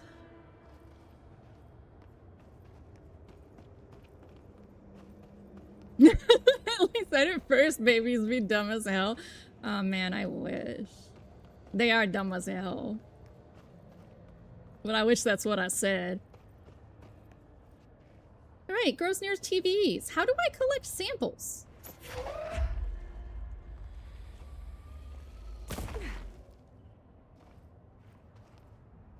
Oh, they all look like that? I thought only one of them would look like that.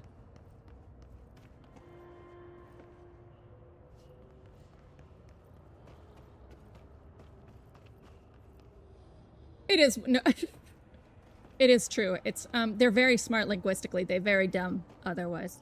They don't the reality is they don't have a concept of identity. That's, you know, it is neuroscientifically, when they're first making sounds, they don't actually know if they're separate from you yet.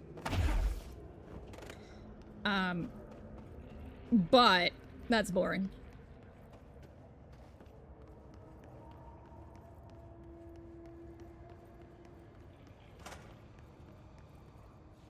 It's much more cute if the babies are yelling their name. I don't understand why you're calling me Tom. It's me.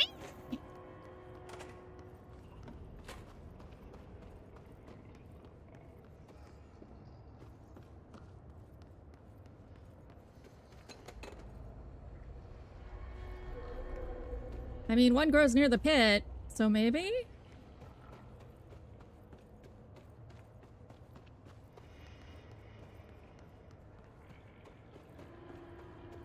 Careful in there, ma'am. Area's under quarantine. I wouldn't go in there without talking to Underhill first. Even if you have, I still wouldn't go in. I don't get that choice, bro. So they're all gonna look like that.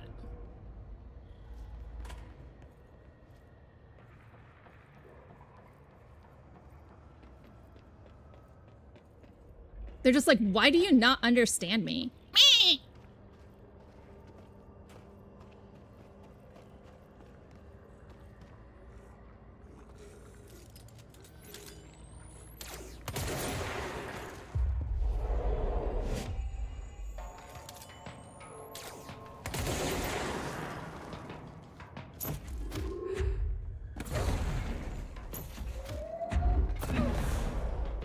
Yeah, kill all of those.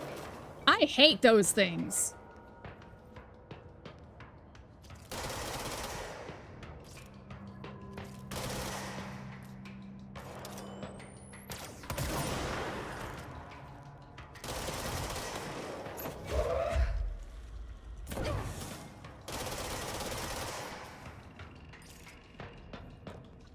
Fuck them all up, zombie boy.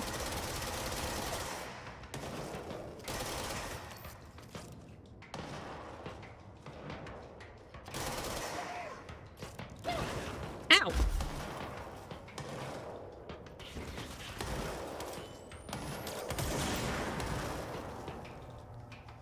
I appeared to...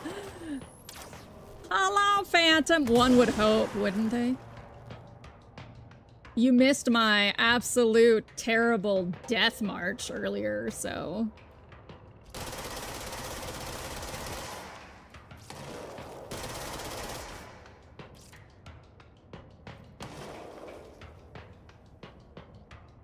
Is she? Am I? I'm gonna do one DLC.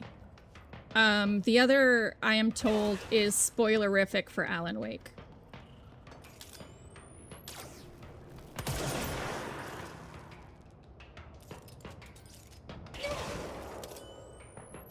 You! Fuck you! Jesus!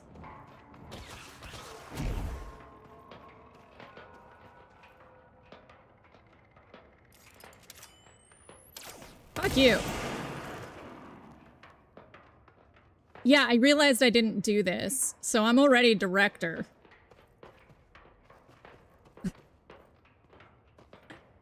I got so into the story that I was like, no! I'm doing something!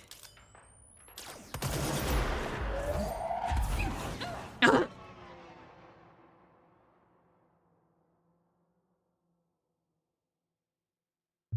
How was the rest of the stream, Phantom?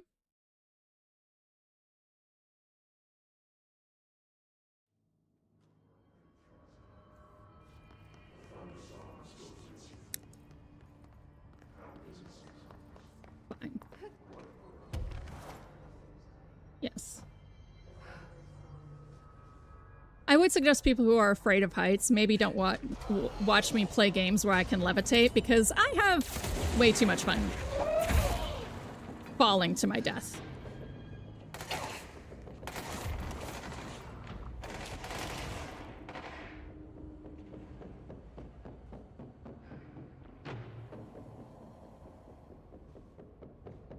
Yeah, so we're gonna do Underhill, and then we're gonna do Foundation.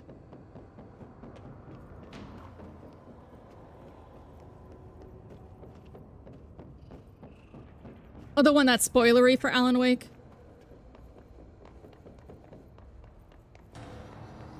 Or Alan Wake's DLC, period. Ah, yeah. Their own weird casting has already spoiled me more than, like, any other aspect could have. Like, guess who does the motion capture for Thomas Zane?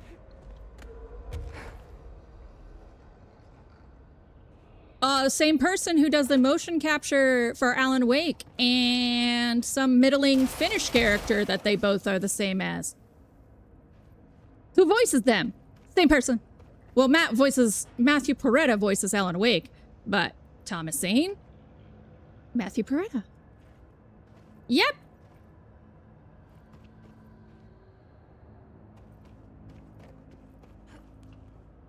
I don't know if he talks, but they did list him in the credits for Control.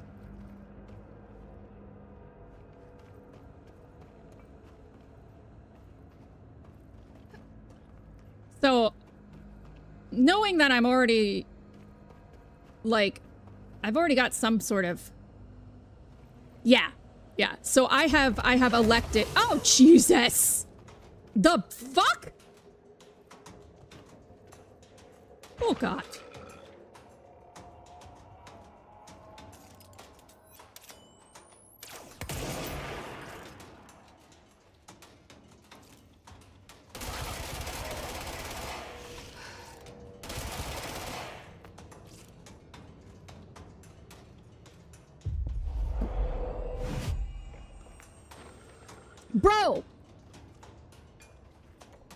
Bro, kill the dude up there.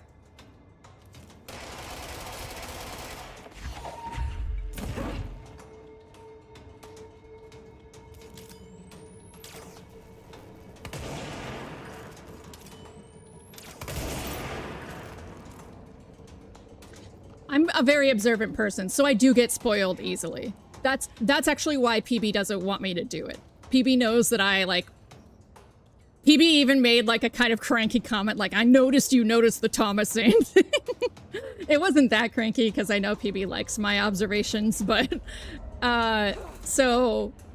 She knows me well enough to know when I can't do things because I don't want X or Y or Z.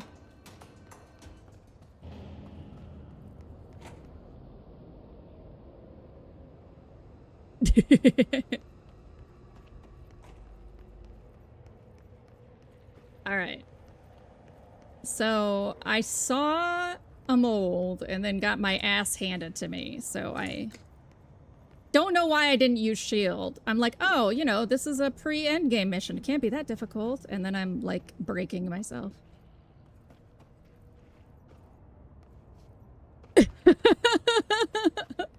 Is it dead yet? Is it dead yet? Oh, God. Wrong way. I found that actively distressing, personally. Area's under quarantine. Yeah, your face is under quarantine. Thank you, I appreciate that. Like, I'm a little mad at myself, but I am thankful you guys didn't say go do the bold, because I enjoyed having the end game feel so sudden. Did you guys walk all the way from here? Is that what happened? Dang.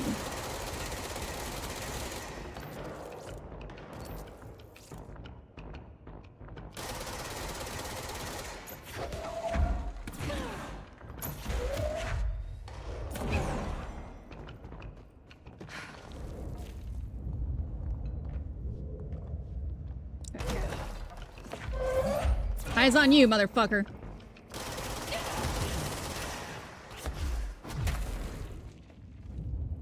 Back out. Back out. Facing the enemy. Face the enemy. That's a good shield. Okay.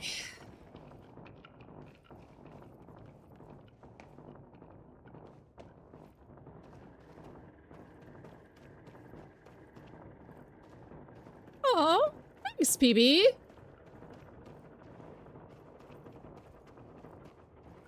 Yeah, I'm like annoyed I didn't get that conversation, but I'm okay. I like the way I experienced the end of the game. I'm not one for replaying games that often. I might replay this game though, actually. The few times I've replayed games without feeling like I was pushing myself too far or wasting time was like the altars, because there's so many different characters to get.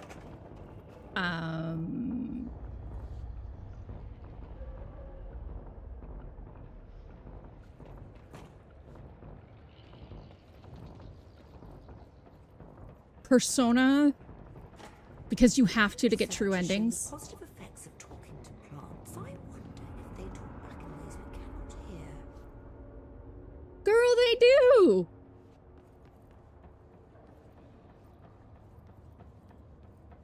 Girl, they actually do!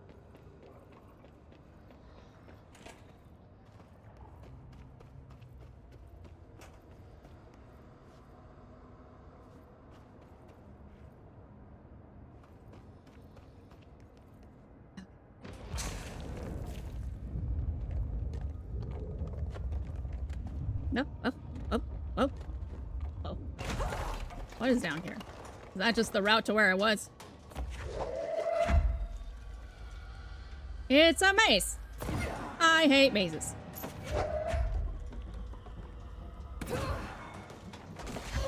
Except when they're not actually mazes and they're set to metal music. I don't mind those.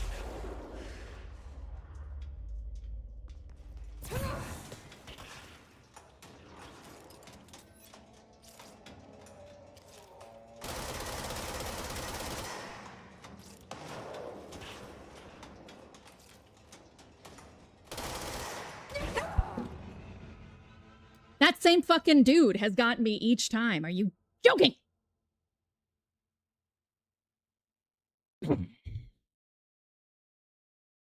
It was during the ending that I realized I sucked at this game, okay?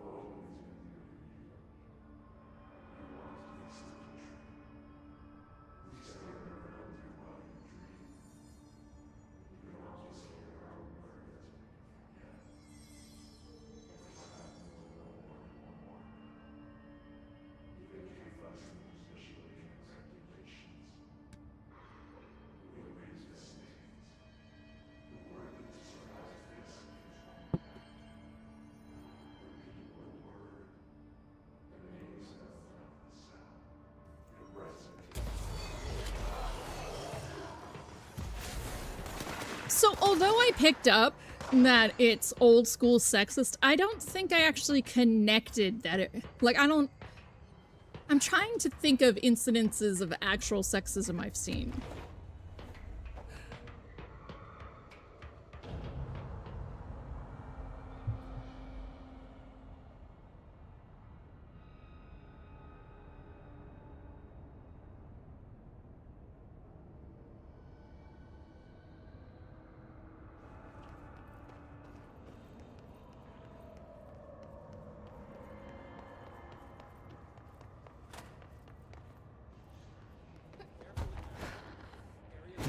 I'm aware. I've been murdered many times.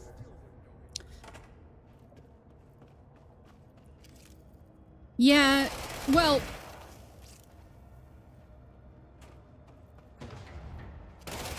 I don't disbelieve you. I'm more asking like, hey, you guys have watched this game a lot. Tell me where you saw it, because I want to know.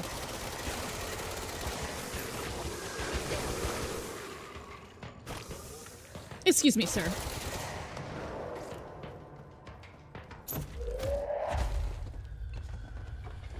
Okay, you. Time to be murdered by you.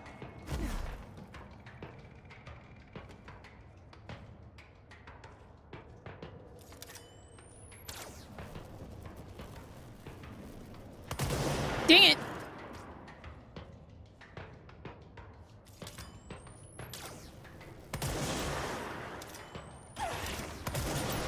Ugh, bless.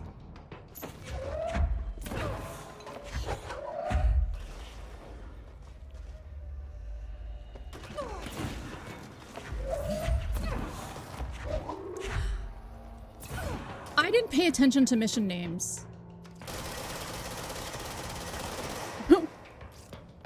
And you, yeah, you take something that tastes kind of funny and all of a sudden you're a mold zombie. I know, it's the fucking worst.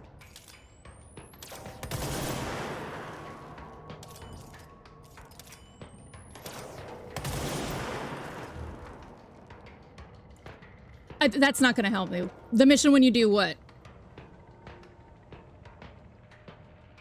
You. Fuck you.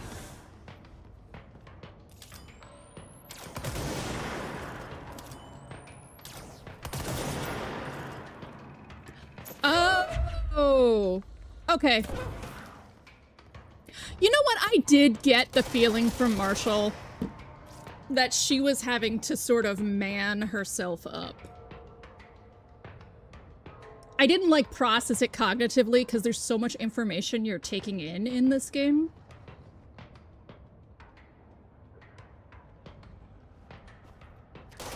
Yeah.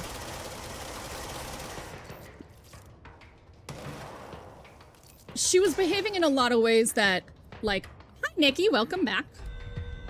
That old, like, I love the gun in this game. It is so cool. It is so cool. No whammy, no whammy, no whammy, no whammy, no whammy. This! This looks like one. Run!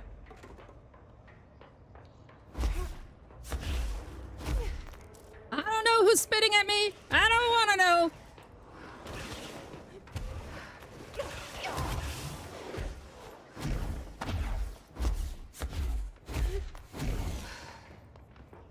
Oh, did you? Yeah. So racism, I can see immediately. Like, it's so clear. Just the absence of people of color is, like, outrageous.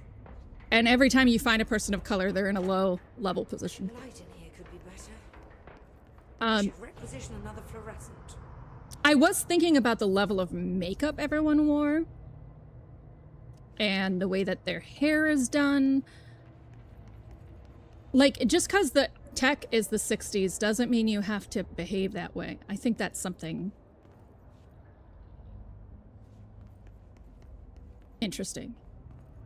What was your trip down to Internet History Lane?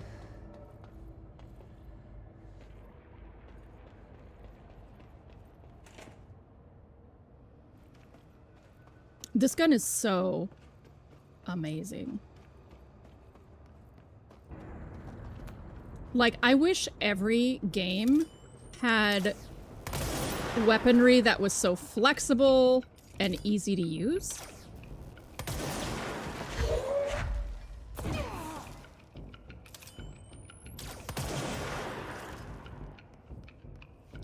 Where are they? Where are they?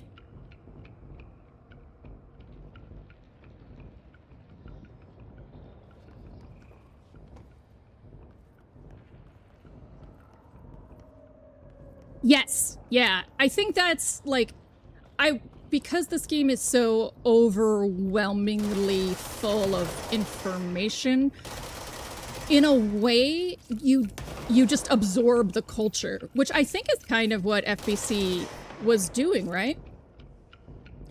Was there the song of the Count of Only each time the count said count after his name, they replaced the word with a censored beep. I don't think I've ever heard that one. Okay. There's somebody.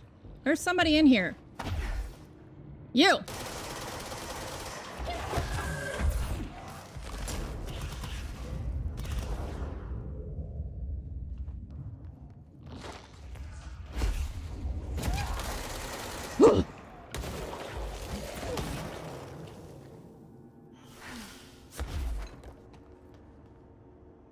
The danger music stopped!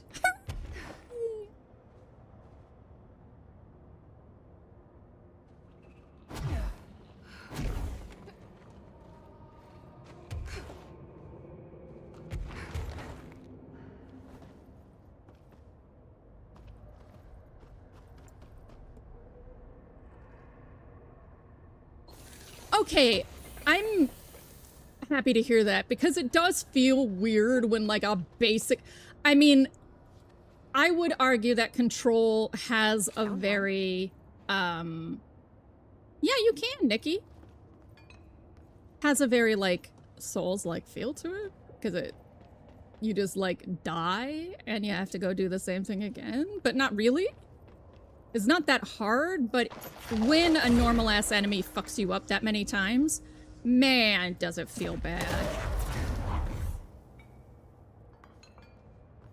Okay, okay. This is why I ran from this section to begin with, though, because remember, I snuck down here way early. Yeah, instead you just lose a bit. Why do I still get Polaris circles? Because I'm Jessie Lawrence? Aww. What movie is that?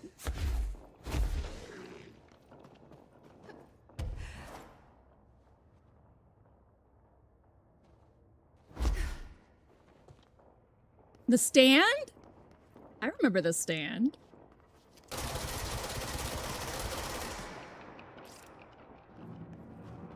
We have like video ready channels. You could stream it to that channel. See if anybody joins you. In the Discord.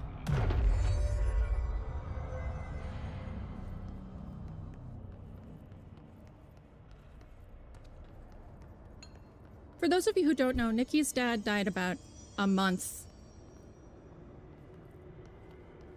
and a few weeks ago? A month and a few weeks ago? X? Oh, it's a radio. Okay.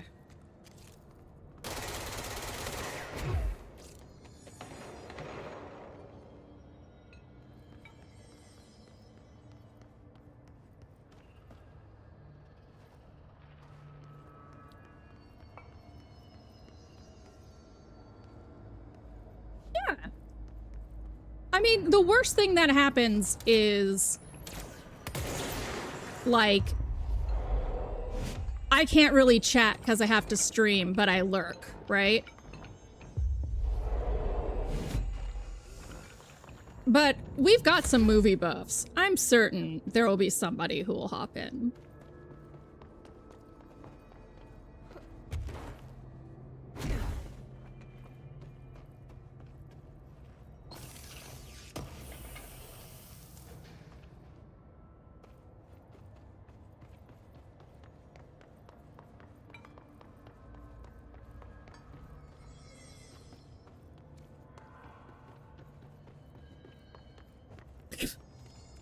I can see that. Stephen King's not for everybody. This must be one of the samples. Okay, I need TV and toilets.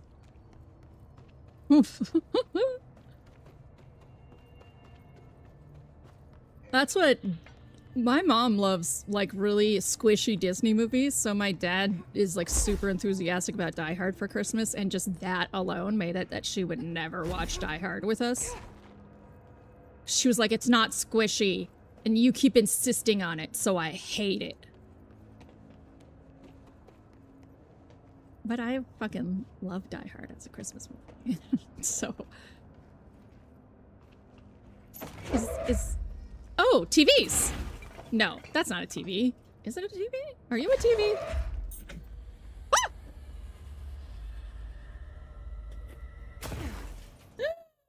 Vic just came home and I was just so caught up in this mold. You're not on TV. I was so caught up in this mold. I haven't seen Jurassic World. I don't argue with you, though. If Jurassic World happened during Christmas, then it's a Christmas movie.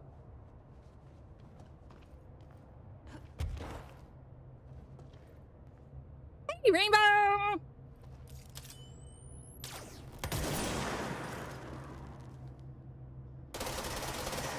That's what defines a Christmas movie. Yeah, great. Christmas movie.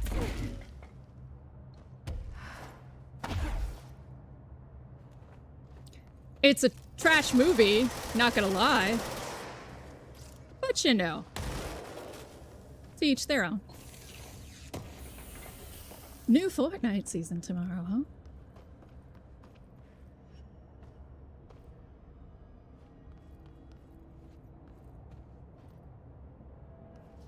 Okay.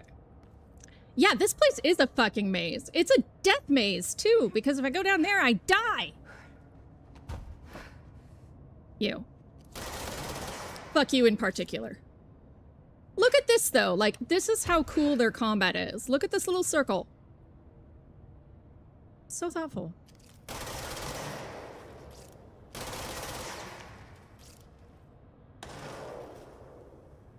Okay. Yes, Die Hard and Die Hard does revolve centrally about Christmas as a theme. Nikki's like, just let me have this, goddammit.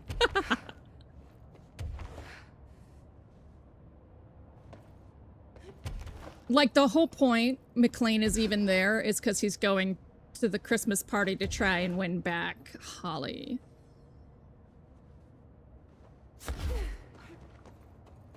Ah!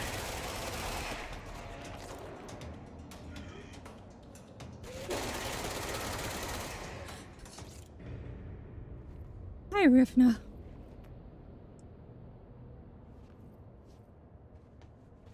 I'm sorry. That was inexcusable, guy. No. No, you're a bad flower mold guy.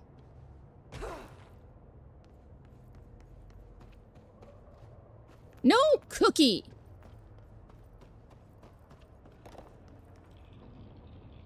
Like, going down in there is death, right? But I think I have to go down. Is there anywhere else to go?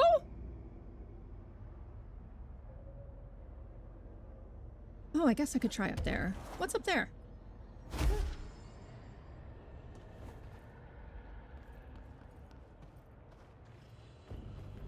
I know, mold isn't a plant. Mold, flower, awful bullshit. You're biologically inaccurate and your face is funny.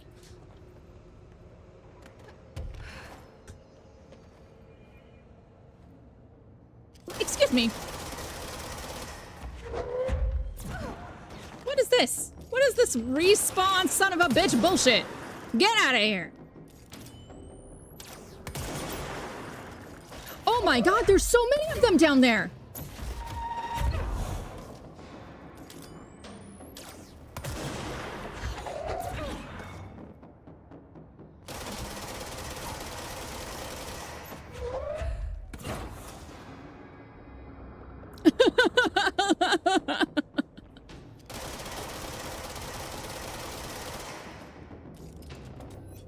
Don't think on it too hard. It's probably offensive.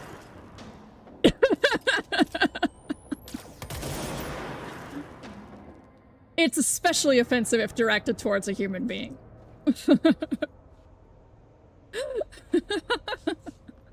PB's like, I'ma make sure you know that if it was offensive, I'ma tell you. I'ma tell your ass.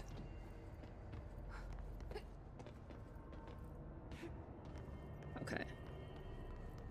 Can I go up there? No. No. Imaginary ceiling is imaginary. Okay. Maybe, though. I think I can. Yes, I can.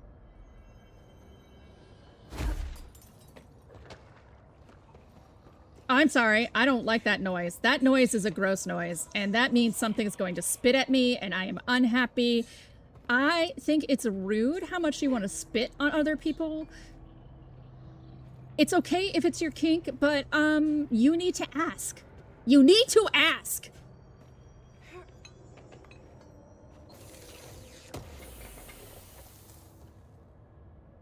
God. Consent these days. Past tense.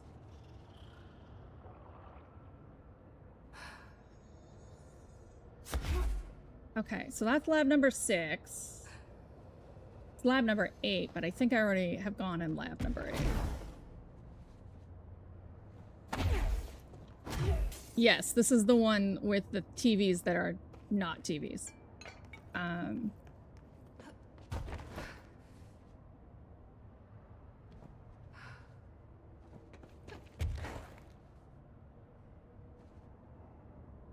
Lab 5 and 6. Okay.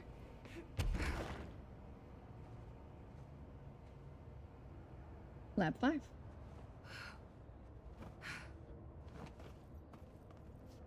Ooh, yes. Aw, no. One of Underhill samples.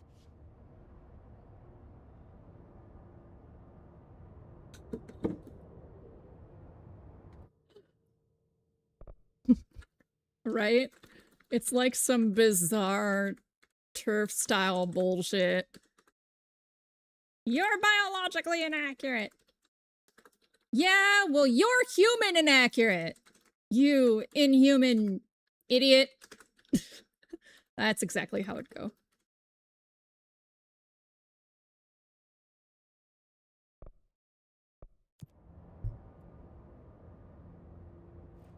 Ugh.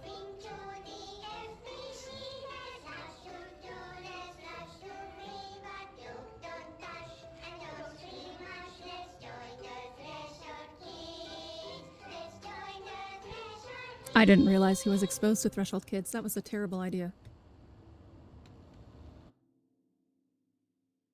What? Why?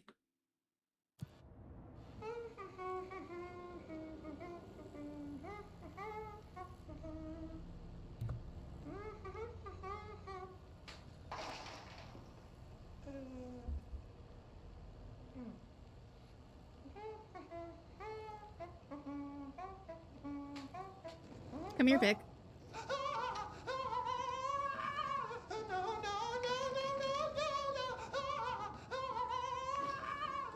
Fixed.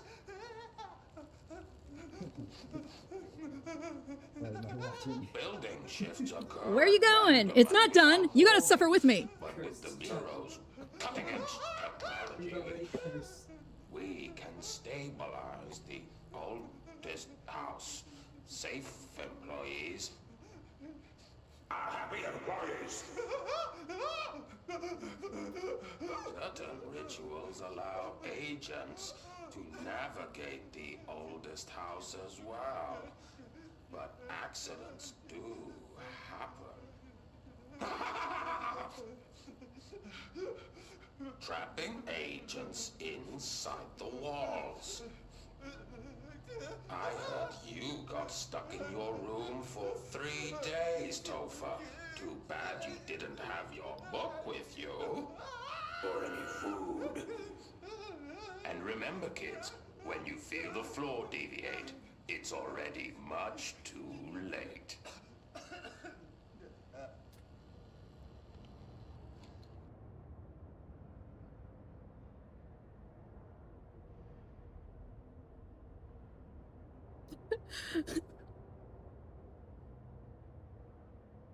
I am unexposed to the Backrooms series.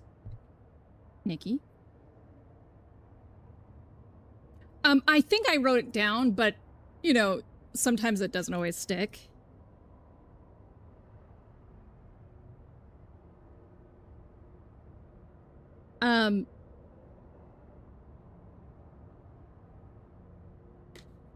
I hate the Threshold Kids.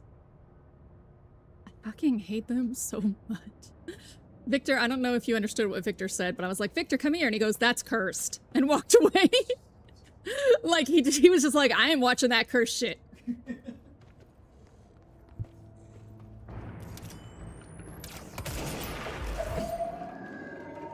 I don't know what the last episode is.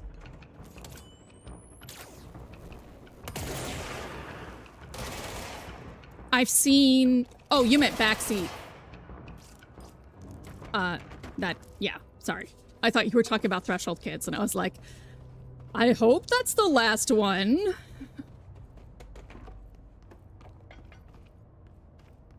That was so funny. Like, Victor was just like, nah.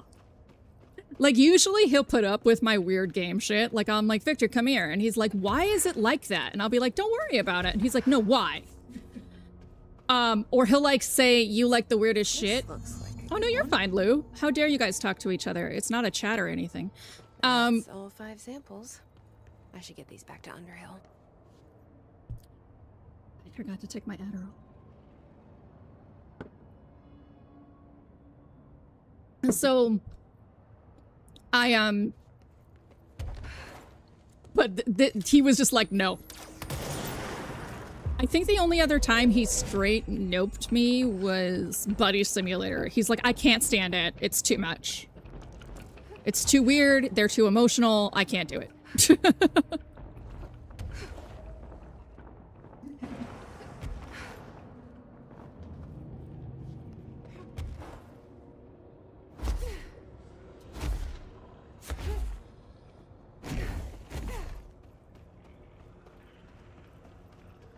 10 porta potties, of course. Why not? All right, Dr. Underhill, I got your cursed mold. You look like a woman with mold for me. As opposed to... I found all 5, but I kind of wanted to eat them. The mold has that effect on some people. Likely due to the fact it's not actually mold or even of this dimension. I suspect it is the result of 2 incompatible molecular structures, one dominant, coming into contact. I call it mold or fungus because it's closer in appearance and behavior than anything else we know, except perhaps bacteria. She reminds me of my old biology teacher. Did you happen to meet any more members of my ranger detail? I didn't see any rangers. Just walking mold people. Unless... Yes. If you found mold people, you found my rangers. I refer to the creatures as hosts. They, like other unwary agents, succumbed to the appetite. But that's nothing for you to worry about. The pill I'm about to make with these samples will make the lower level perfectly safe to traverse. It has the added benefit of immunizing you against the pit's toxic spores. Finally! I should ask to see her credentials. You don't need to. There. She's already That told didn't you take enough too long, now, science did to it? prove herself. Ingest this pill, then go and find the source of the mold. Only there can we begin to understand how to stop it. Take a mystery pill because a rude lady in a hazmat suit tells you to. Great idea, Jesse. Ugh. Honestly, did you want me to wrap it in cheese? Not the taste, the smell. It stinks in here now. Good. That means the pill is working. The worse it smells, the safer you'll be. Now go. Find the source. Did you just call me a bitch? A VHS? Will someone... Do you not know what a I'll see VHS you is, later, Rainbow? Rhea. Dr. Underhill, if you please. I'll get back to more important things.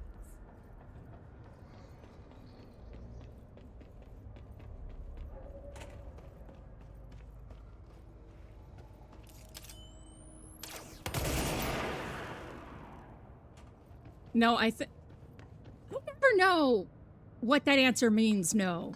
Is it yes? Is it no? This must be the pit Underhill was talking about. Eep. Here we go.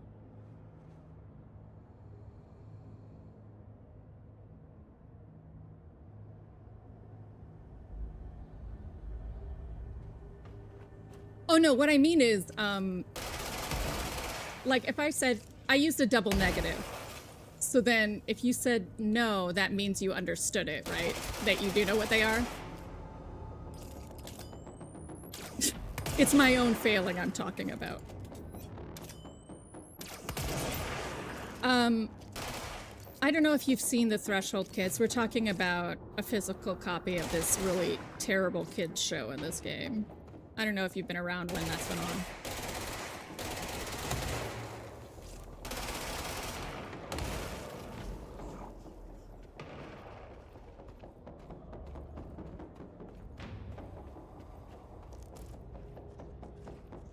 Ramsey, Ranger Captain.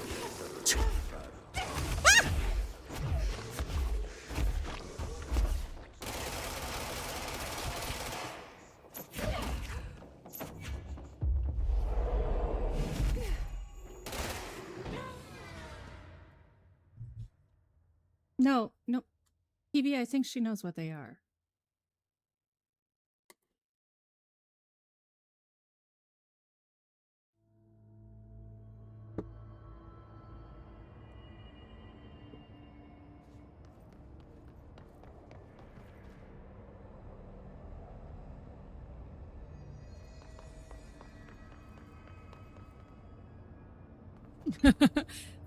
For anyone who doesn't actually know what they are, because it's not so weird to not understand what a VHS is now. Like, that's not that weird. So for anyone who doesn't know what they are, that's the summary. Like, if I said Betamax to someone, that would also be very confusing.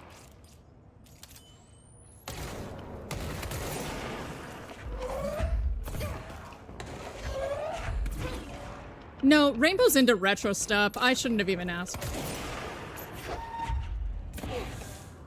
Rainbow's the one who told us about the Sega channel. Which, if you didn't know, Sega broadcast games into your fucking house from the early 90s. In the early 90s, like fucking bonkers. Will you please manifest yourself?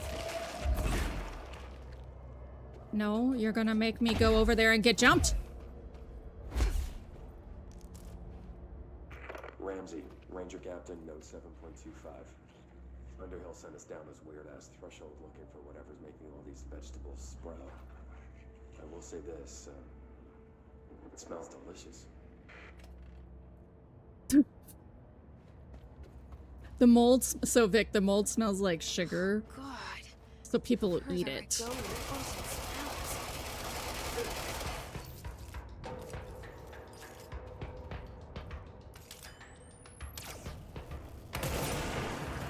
I'm sorry, Vic, I couldn't hear you. I'm streaming with my headphones on. You're gonna need to type it.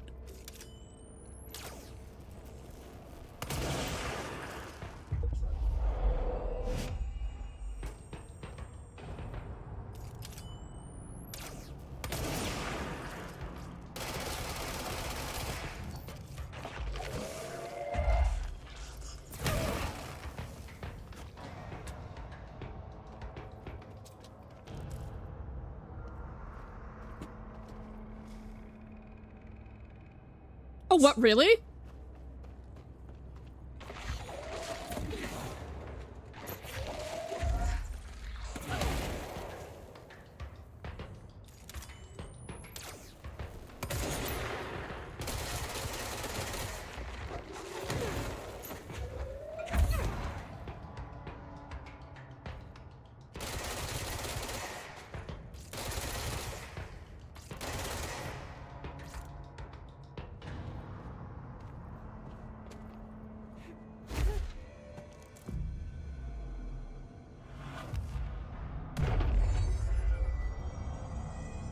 Ramsey, Ranger Captain, note 7.28.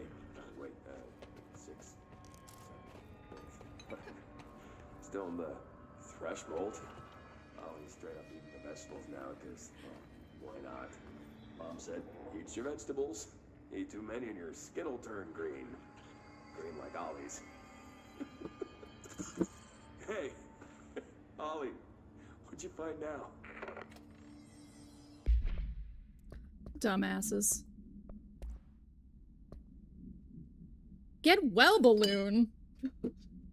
Item must be kept away from animals. The cell must be regularly It cleaned of seems the someone black is worried about substance. your posture, ma'am. Thank you, Rainbow.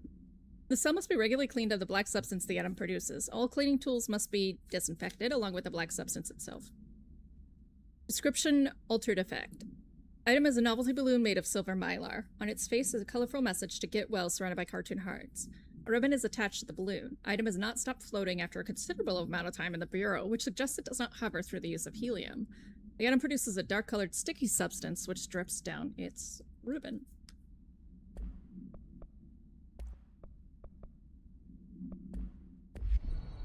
Will definitely cure the diabetes if someone eats it.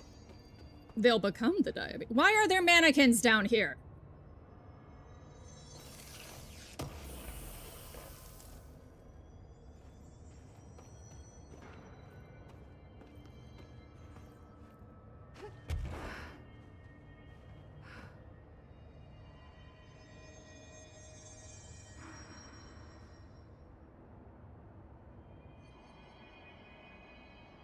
Is that the source? It's kind of pretty. It looks like a vagina. Oh god! It's definitely not a vagina.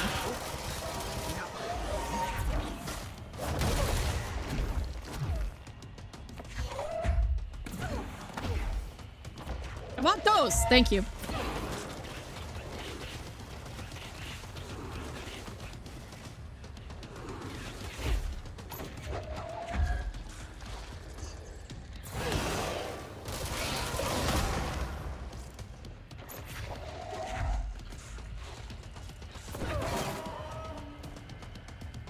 It says mold 1.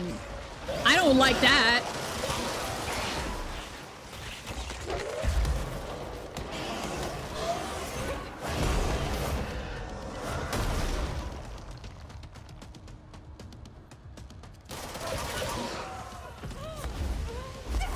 Damn it.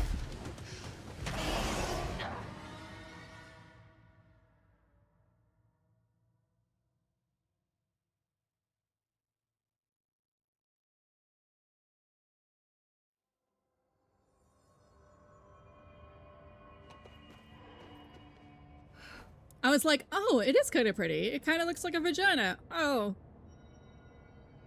Oh. Is that the source? It's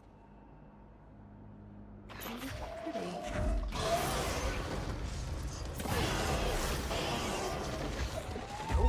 Nope. Penis had to come and ruin it.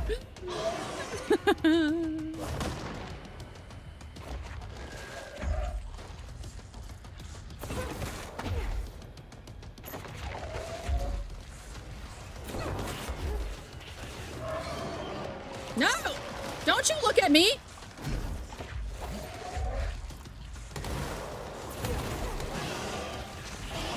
You don't know me!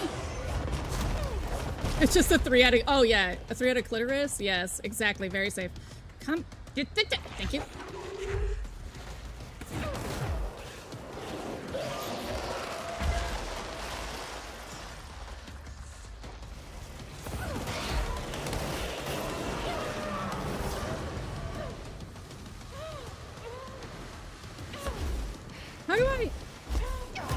How do I dodge that?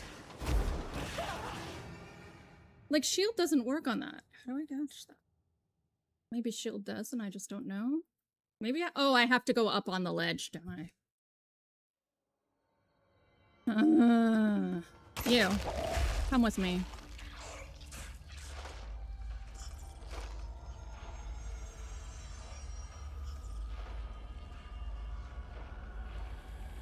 Is that the source? It's kind of pretty.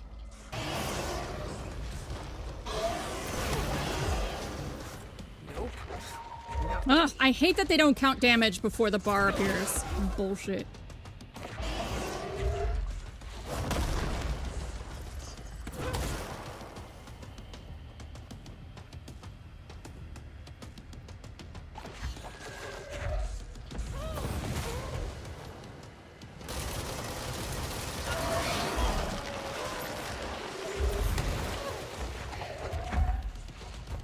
You're gonna do it early. You're doing this early.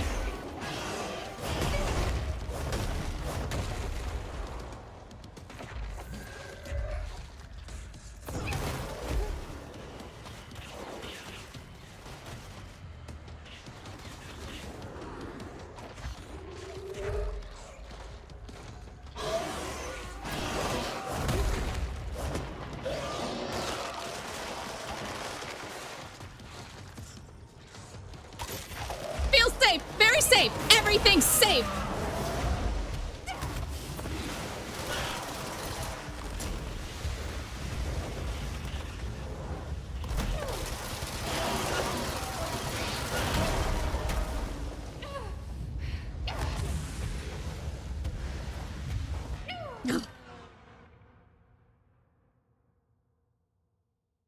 There's no like leveling in this game.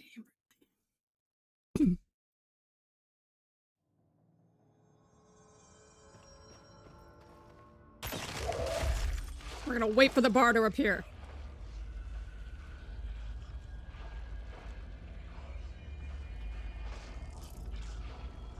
Is that the source? Oh, bullshit. Whatever. Kind of pretty.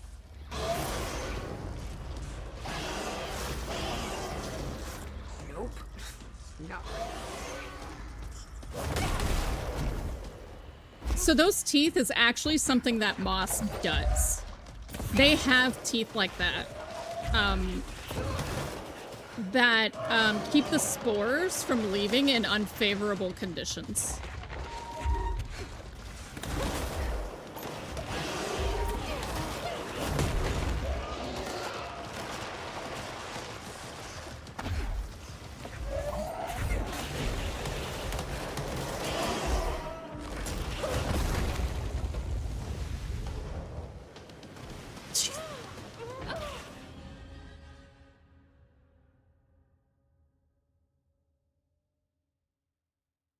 Yeah, there's no difficulty. There's no...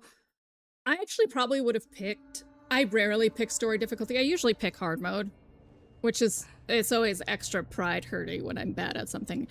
But I probably would have picked story mode for this because I would have... Kind of pretty. Like, wanted to. Damn it. Nope. Not pretty.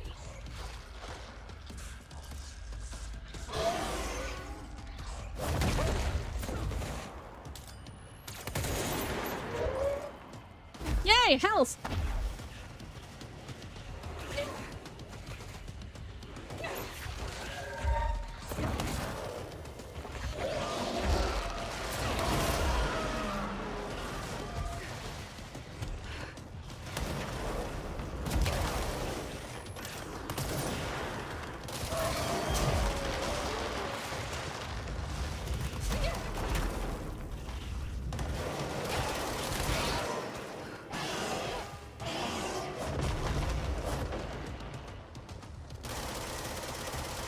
Oh, that didn't work.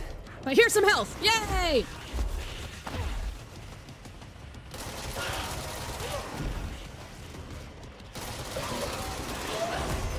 Fuck. Fuck. Fuck!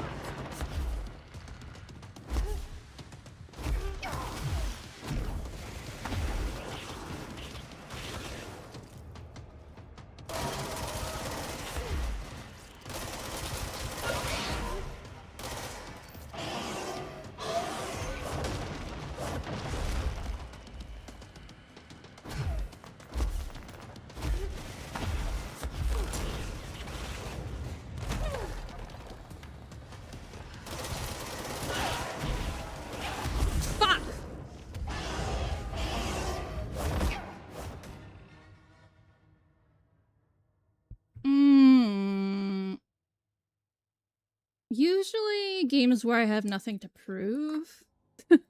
Which sounds stupid, but let's be honest, all of us who play games think that we have something to prove on some level. To ourselves or to whatever. But like... games like this, being really good at them isn't like a cultural thing, Source? right? It's knowing what's going on in them is. So knowing the story is much more impactful Nope.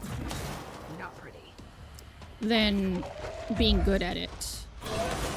So I would have wanted to pick a mode. Yeah, absolute vanity. That's literally what I'm saying. I would have wanted to pick a mode that made me look good. Maybe. If lore wasn't difficulty gated. You already told me that there is lore that's difficulty gated in that game. So I will be playing on a hard difficulty because I will not want to, I don't like replaying things if I don't have to.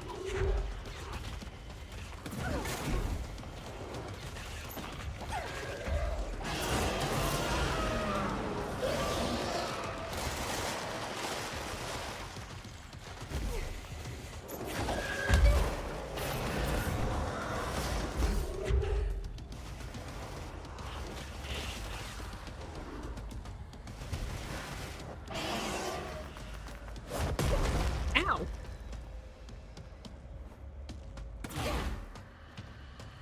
So that also often makes the decision for me. Yes. If there is something... Oh, you can kill the other ones? I've killed them? If there is something, if there is anything that I could miss on a difficulty level, I will almost always pick to play on a more difficult level then.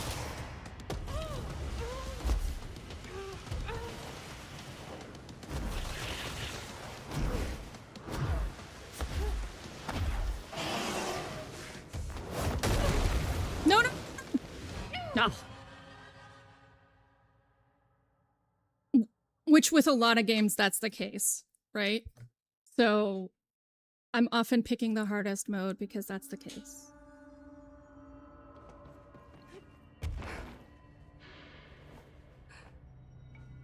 Well, you can tell him he's a copycat.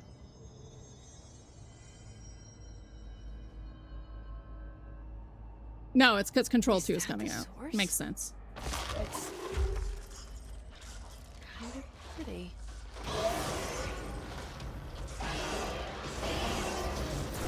Nope. Not pretty.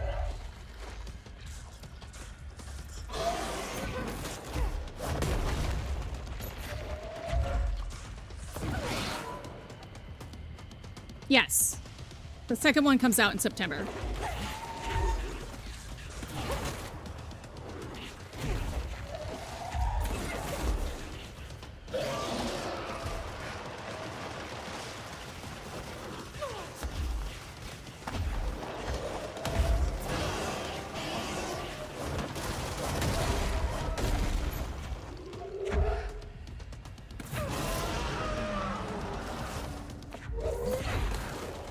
Oops.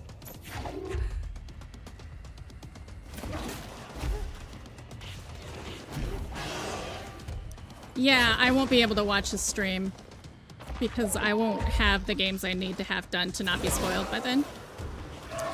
But, you know, I'm streaming Control right now, so we could talk about what's on screen.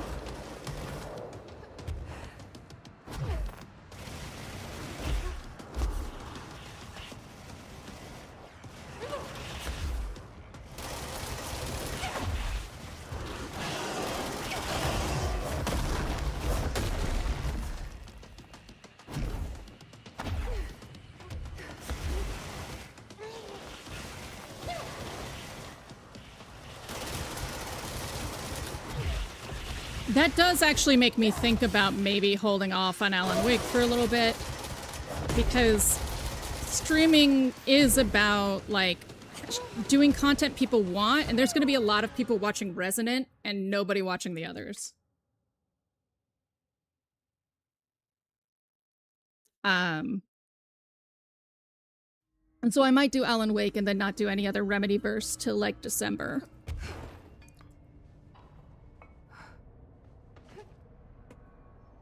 Is that the source? It's kind of pretty.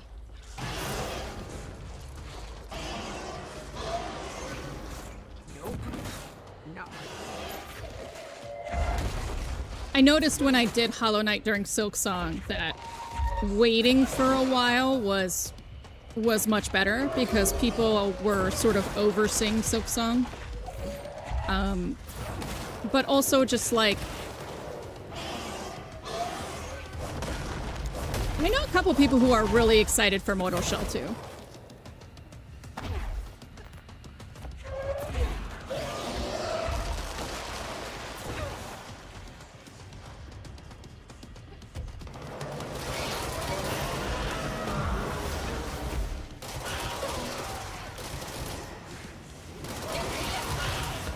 Fuck you!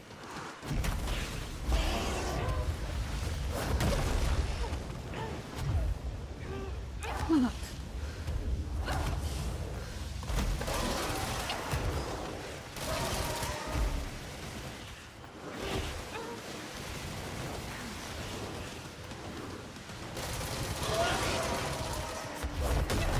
Damn, this fucking guy is so hard. Why are you so difficult, my dude?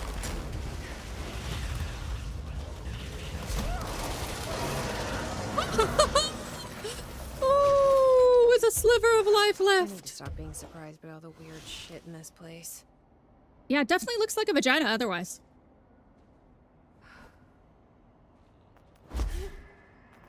I mean, it makes sense. Most flowers and things like that in the natural world look like vaginas. Or penises.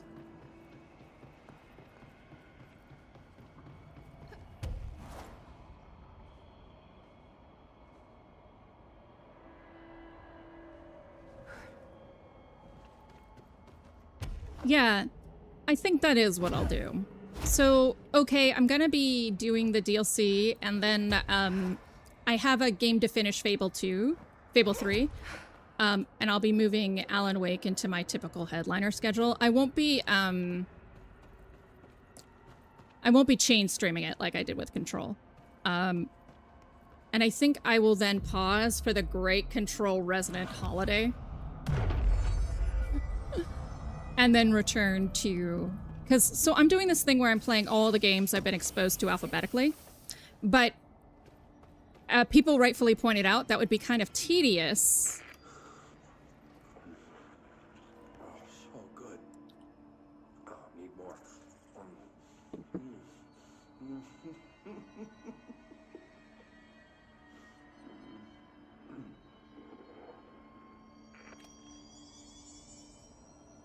Oh dear.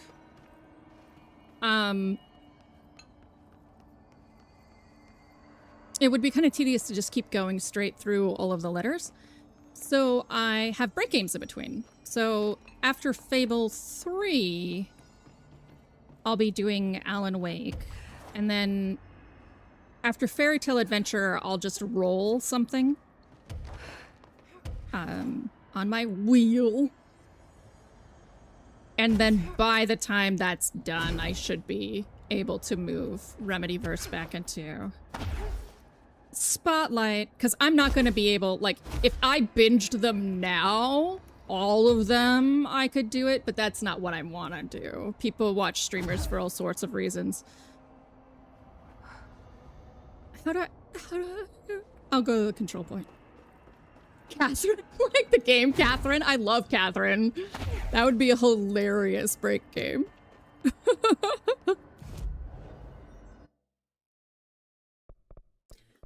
If I roll C, I'll do Catherine.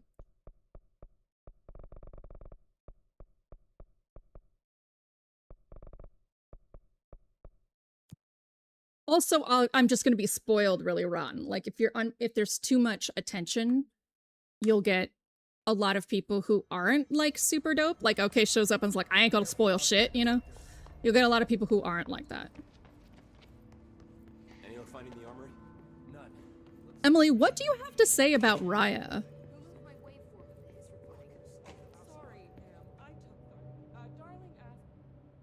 I've looked through the docs we found in Dimensional Research. That slide projector is extremely powerful. You were right to shut it down. Nope. Well, I've got a bureau to run. See you soon. Oh my god, that was a wild game. And it's so funny. It's Please, so Emily. funny. Not even as a joke. I love also that it became competitive. To me, that is one of the things about Catherine that is the funniest, that it was in the competitive gaming circles for a while. It was such a wild game to end up there too.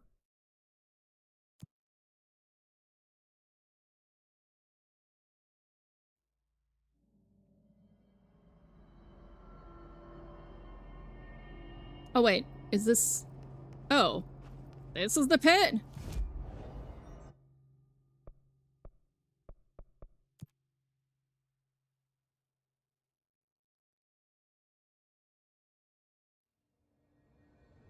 Nothing like scrambling up Tetris style in your fucking underwear.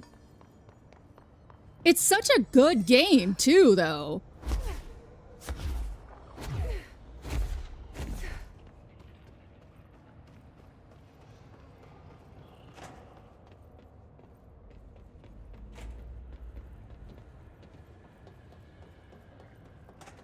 You've returned, I see.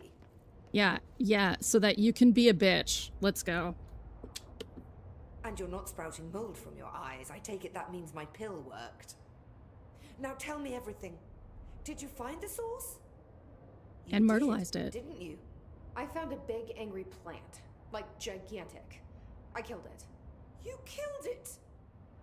You found the source and you killed it! I could have learned so much from a live specimen. Her concern is touching. Really. It's too much. Here, I brought you a sample. A piece of the innermost mold. You're not such a lost cause after all. Oh my god. Strange. So different, even superficially. Another stage of growth, perhaps. Please, no more stages. You'll be pleased to know that cutting down the creature at the source has already resulted in a notable cessation of the mold's rapid growth. You've bought me time for further study. So what now? I'm glad you asked. While you were busy in the pit, a number of mold hosts were sighted beyond the threshold. They managed to sneak out without the rangers noticing. Why are they There's a incompetent? reason I didn't send Steve and Andy to find the mold source with the others.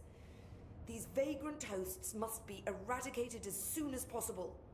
The mold can still be spread by their overgrown bodies. Any idea where they went? The hosts I've observed are not a sprightly bunch. Here are the reports I've received. That's a photo of pollen in the background. I'll go take care of them. It's one of the Good. most famous ones you study in botany. There's a nice way to say that. I'll see you later, Rhea. Dr. Underhill, if you please. Never.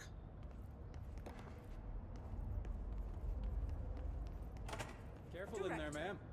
Area's under quarantine.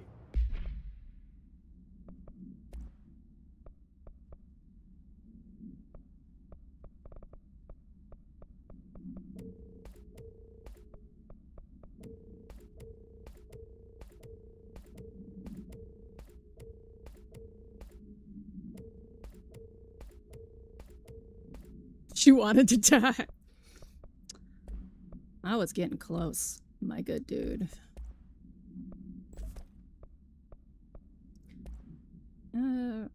This is the gun I'm most likely to use while levitating.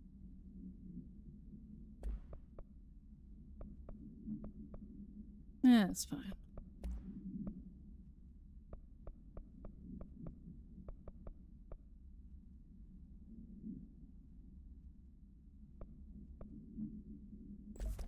No, no. Bad.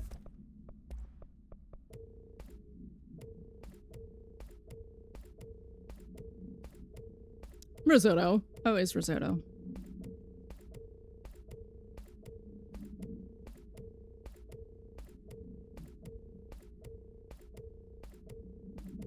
Only a real man makes risotto. I wouldn't go in there without talking to Underhill first. Even if you have, I don't even know why I said that, and I don't even think it makes sense.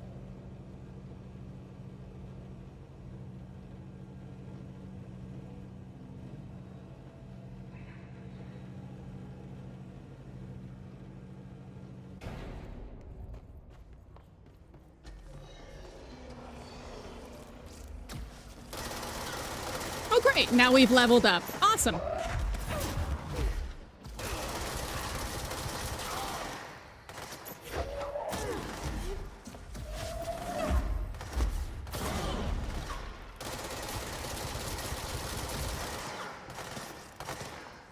Bing!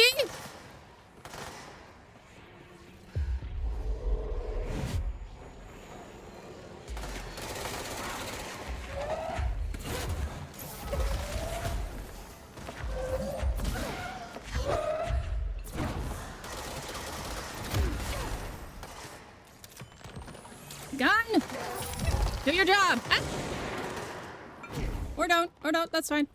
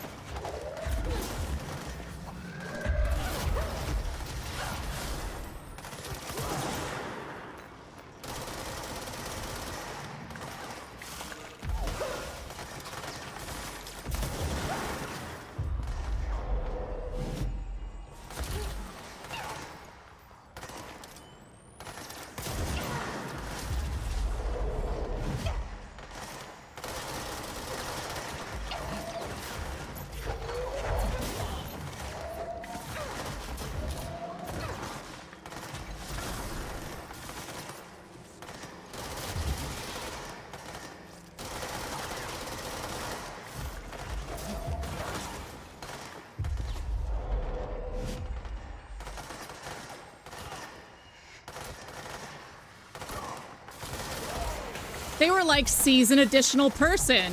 Hildy proceeds to seize 5 of them.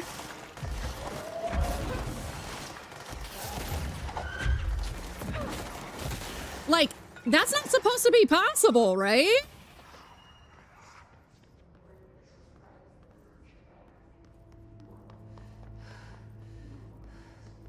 Unlimited seize.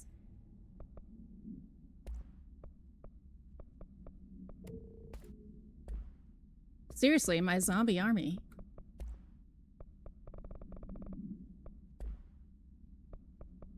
Okay. So we have like a hunt down the mold stuff. So I think that's not really... That's not like another actual mission. So we're gonna go to Central Exec.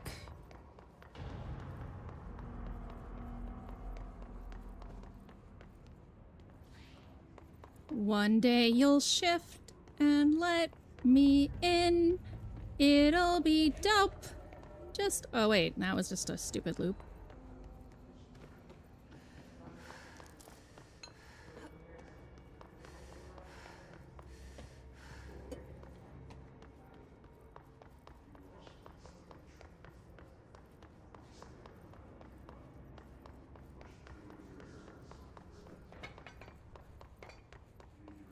Pink.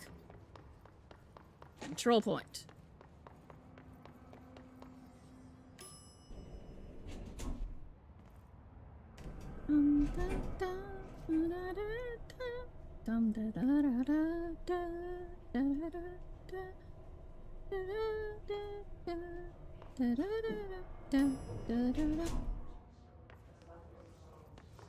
Elevator music.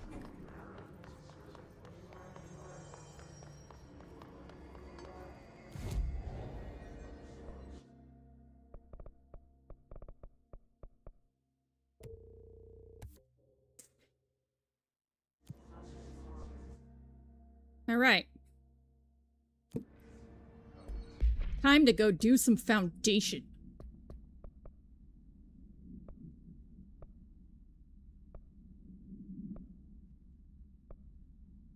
This. Hotline chamber? Okay.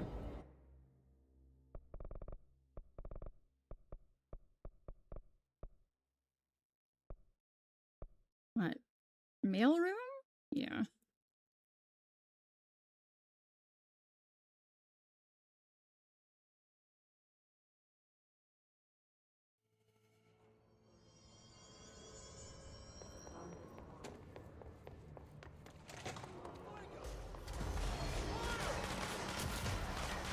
Ah, god damn it.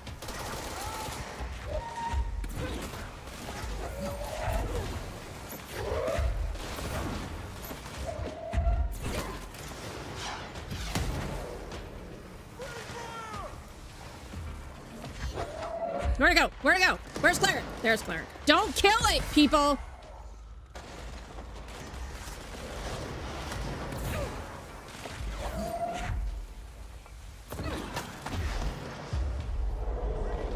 There, this is gonna keep y'all alive too.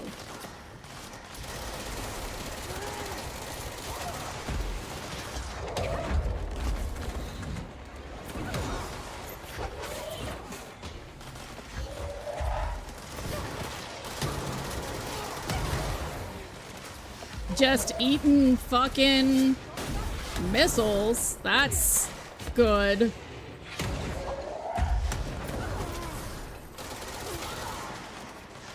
And to think, I was bitching about her being unable to take bullets. I'm sorry, Jesse.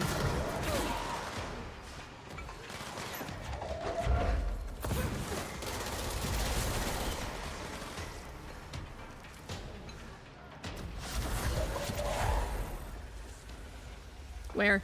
Where?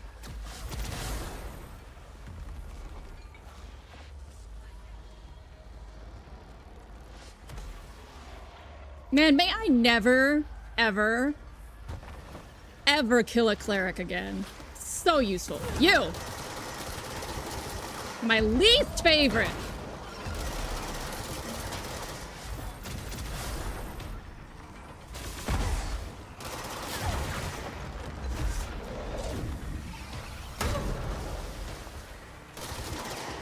Yeah, there we go.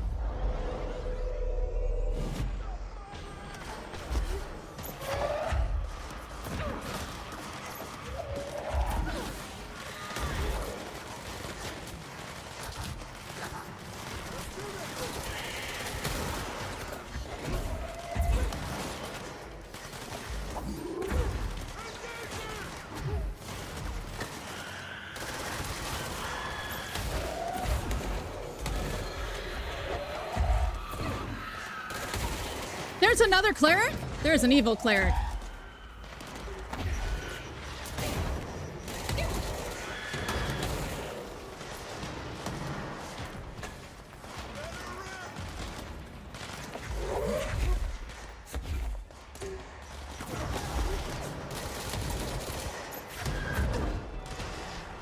Yeah, one.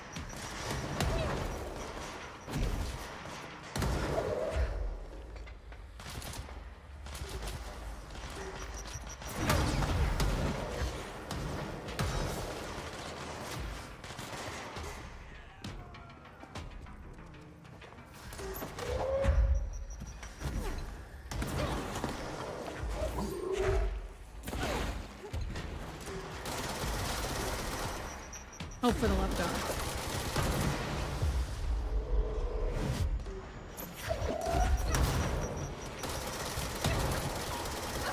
Oh, Jesus.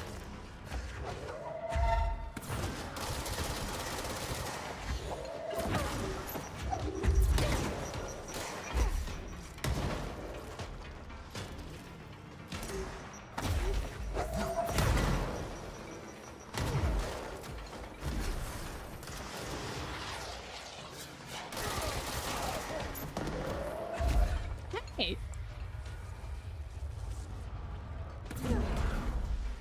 That old thing from a million years ago. I got it.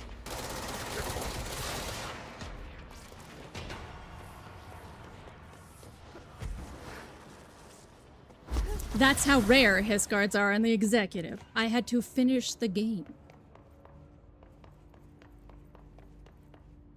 This place had a dead-end door. Yeah, okay.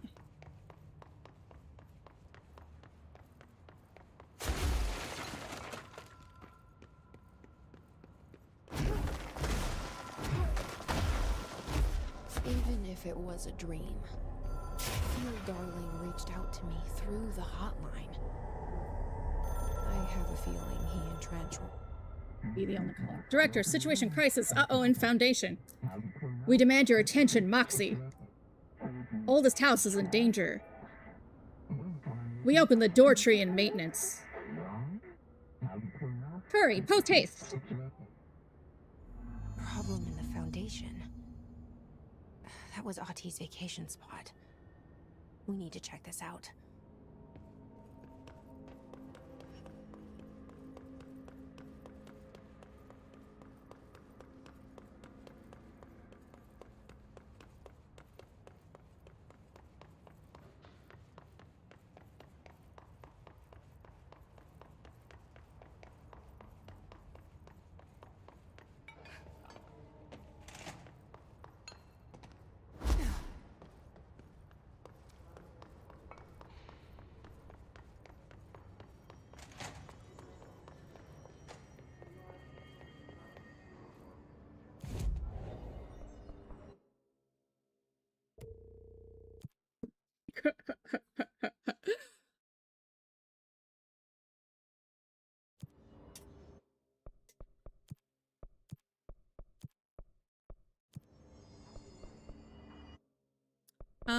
Yeah, the foundation.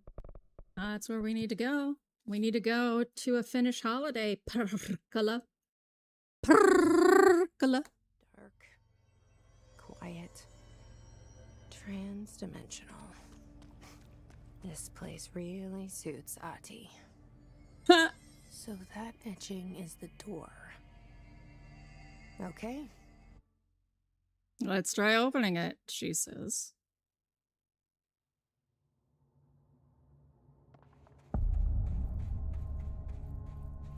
No time for sightseeing. The board said this was an emergency.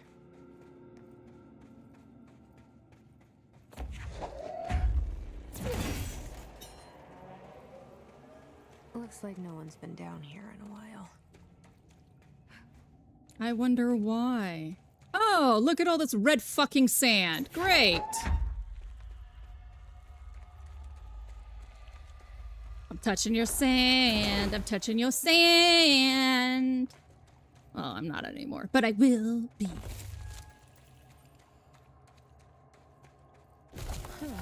Touch your Crystals are sand. kind of pretty.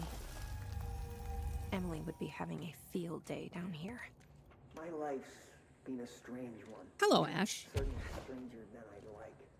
But this place, it's something else. The floors crawl, the walls slither. It's a shifting pit. On the street, it's just another drab building standing there for anyone to see. But no one does. How did we miss it? Northmore. Acting director in Northmore now is on a train from No. Sorry. Washington. He'll expect answers, which is why I'm making these tapes. They're evidence that I'm at least trying to understand. Father searched his entire life for something like this, and we find it 1 week after he's buried. He always hated irony. Of course, Father, the great director, Ash, would have been the first man in. And look at me, his bookworm son, the supposed head of research who can't stop his legs from shaking long enough to step over the threshold. Huh. Well, here are my big question marks about Northmore. That's good. Let's learn.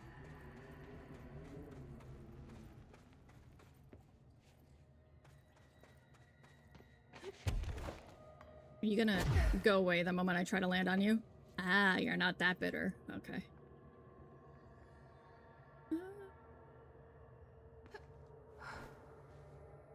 All right then. To the cavern, maybe. Oh, wait. That's the way I came in. To the cavern! Or not. Or not. Or not. Okay. I mean... Or not. Or not.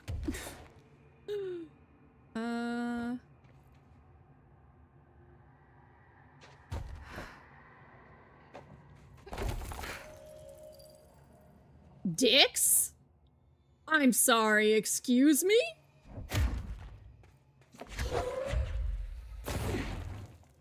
Oh.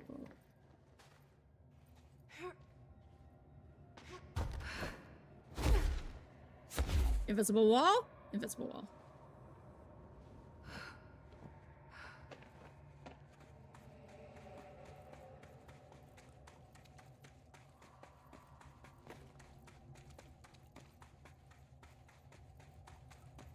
Right, this is back to where I came in. Okay.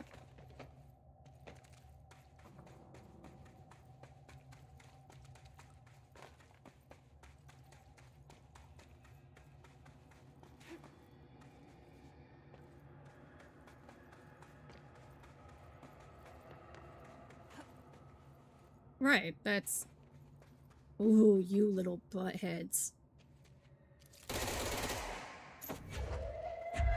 Buttheads. Alright.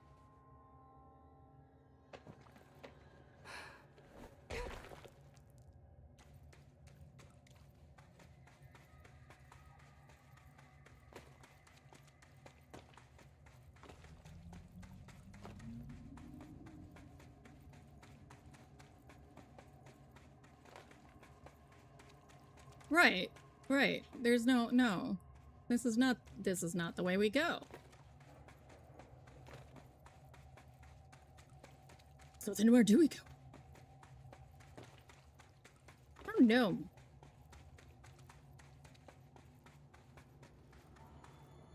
My stomach is starting to act up. We may not have a lot of time left. This might have to become a Thursday project.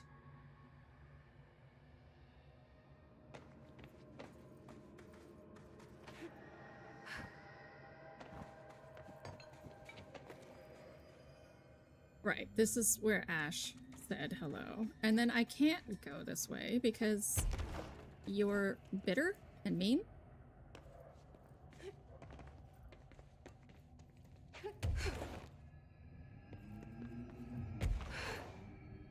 Right. That doesn't go anywhere.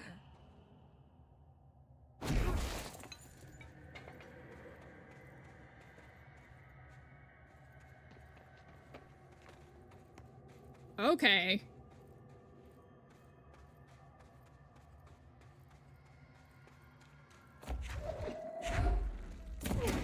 No. That's really not gonna help.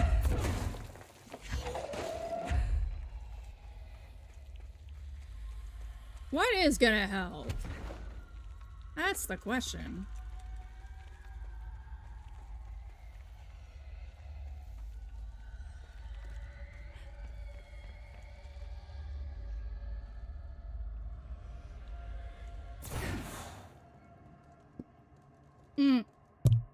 It's okay.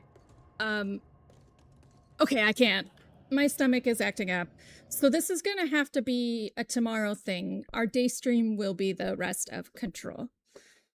I have to run out very quickly, like last time, but I want to thank everybody for being here, and tomorrow we'll finish up Foundation.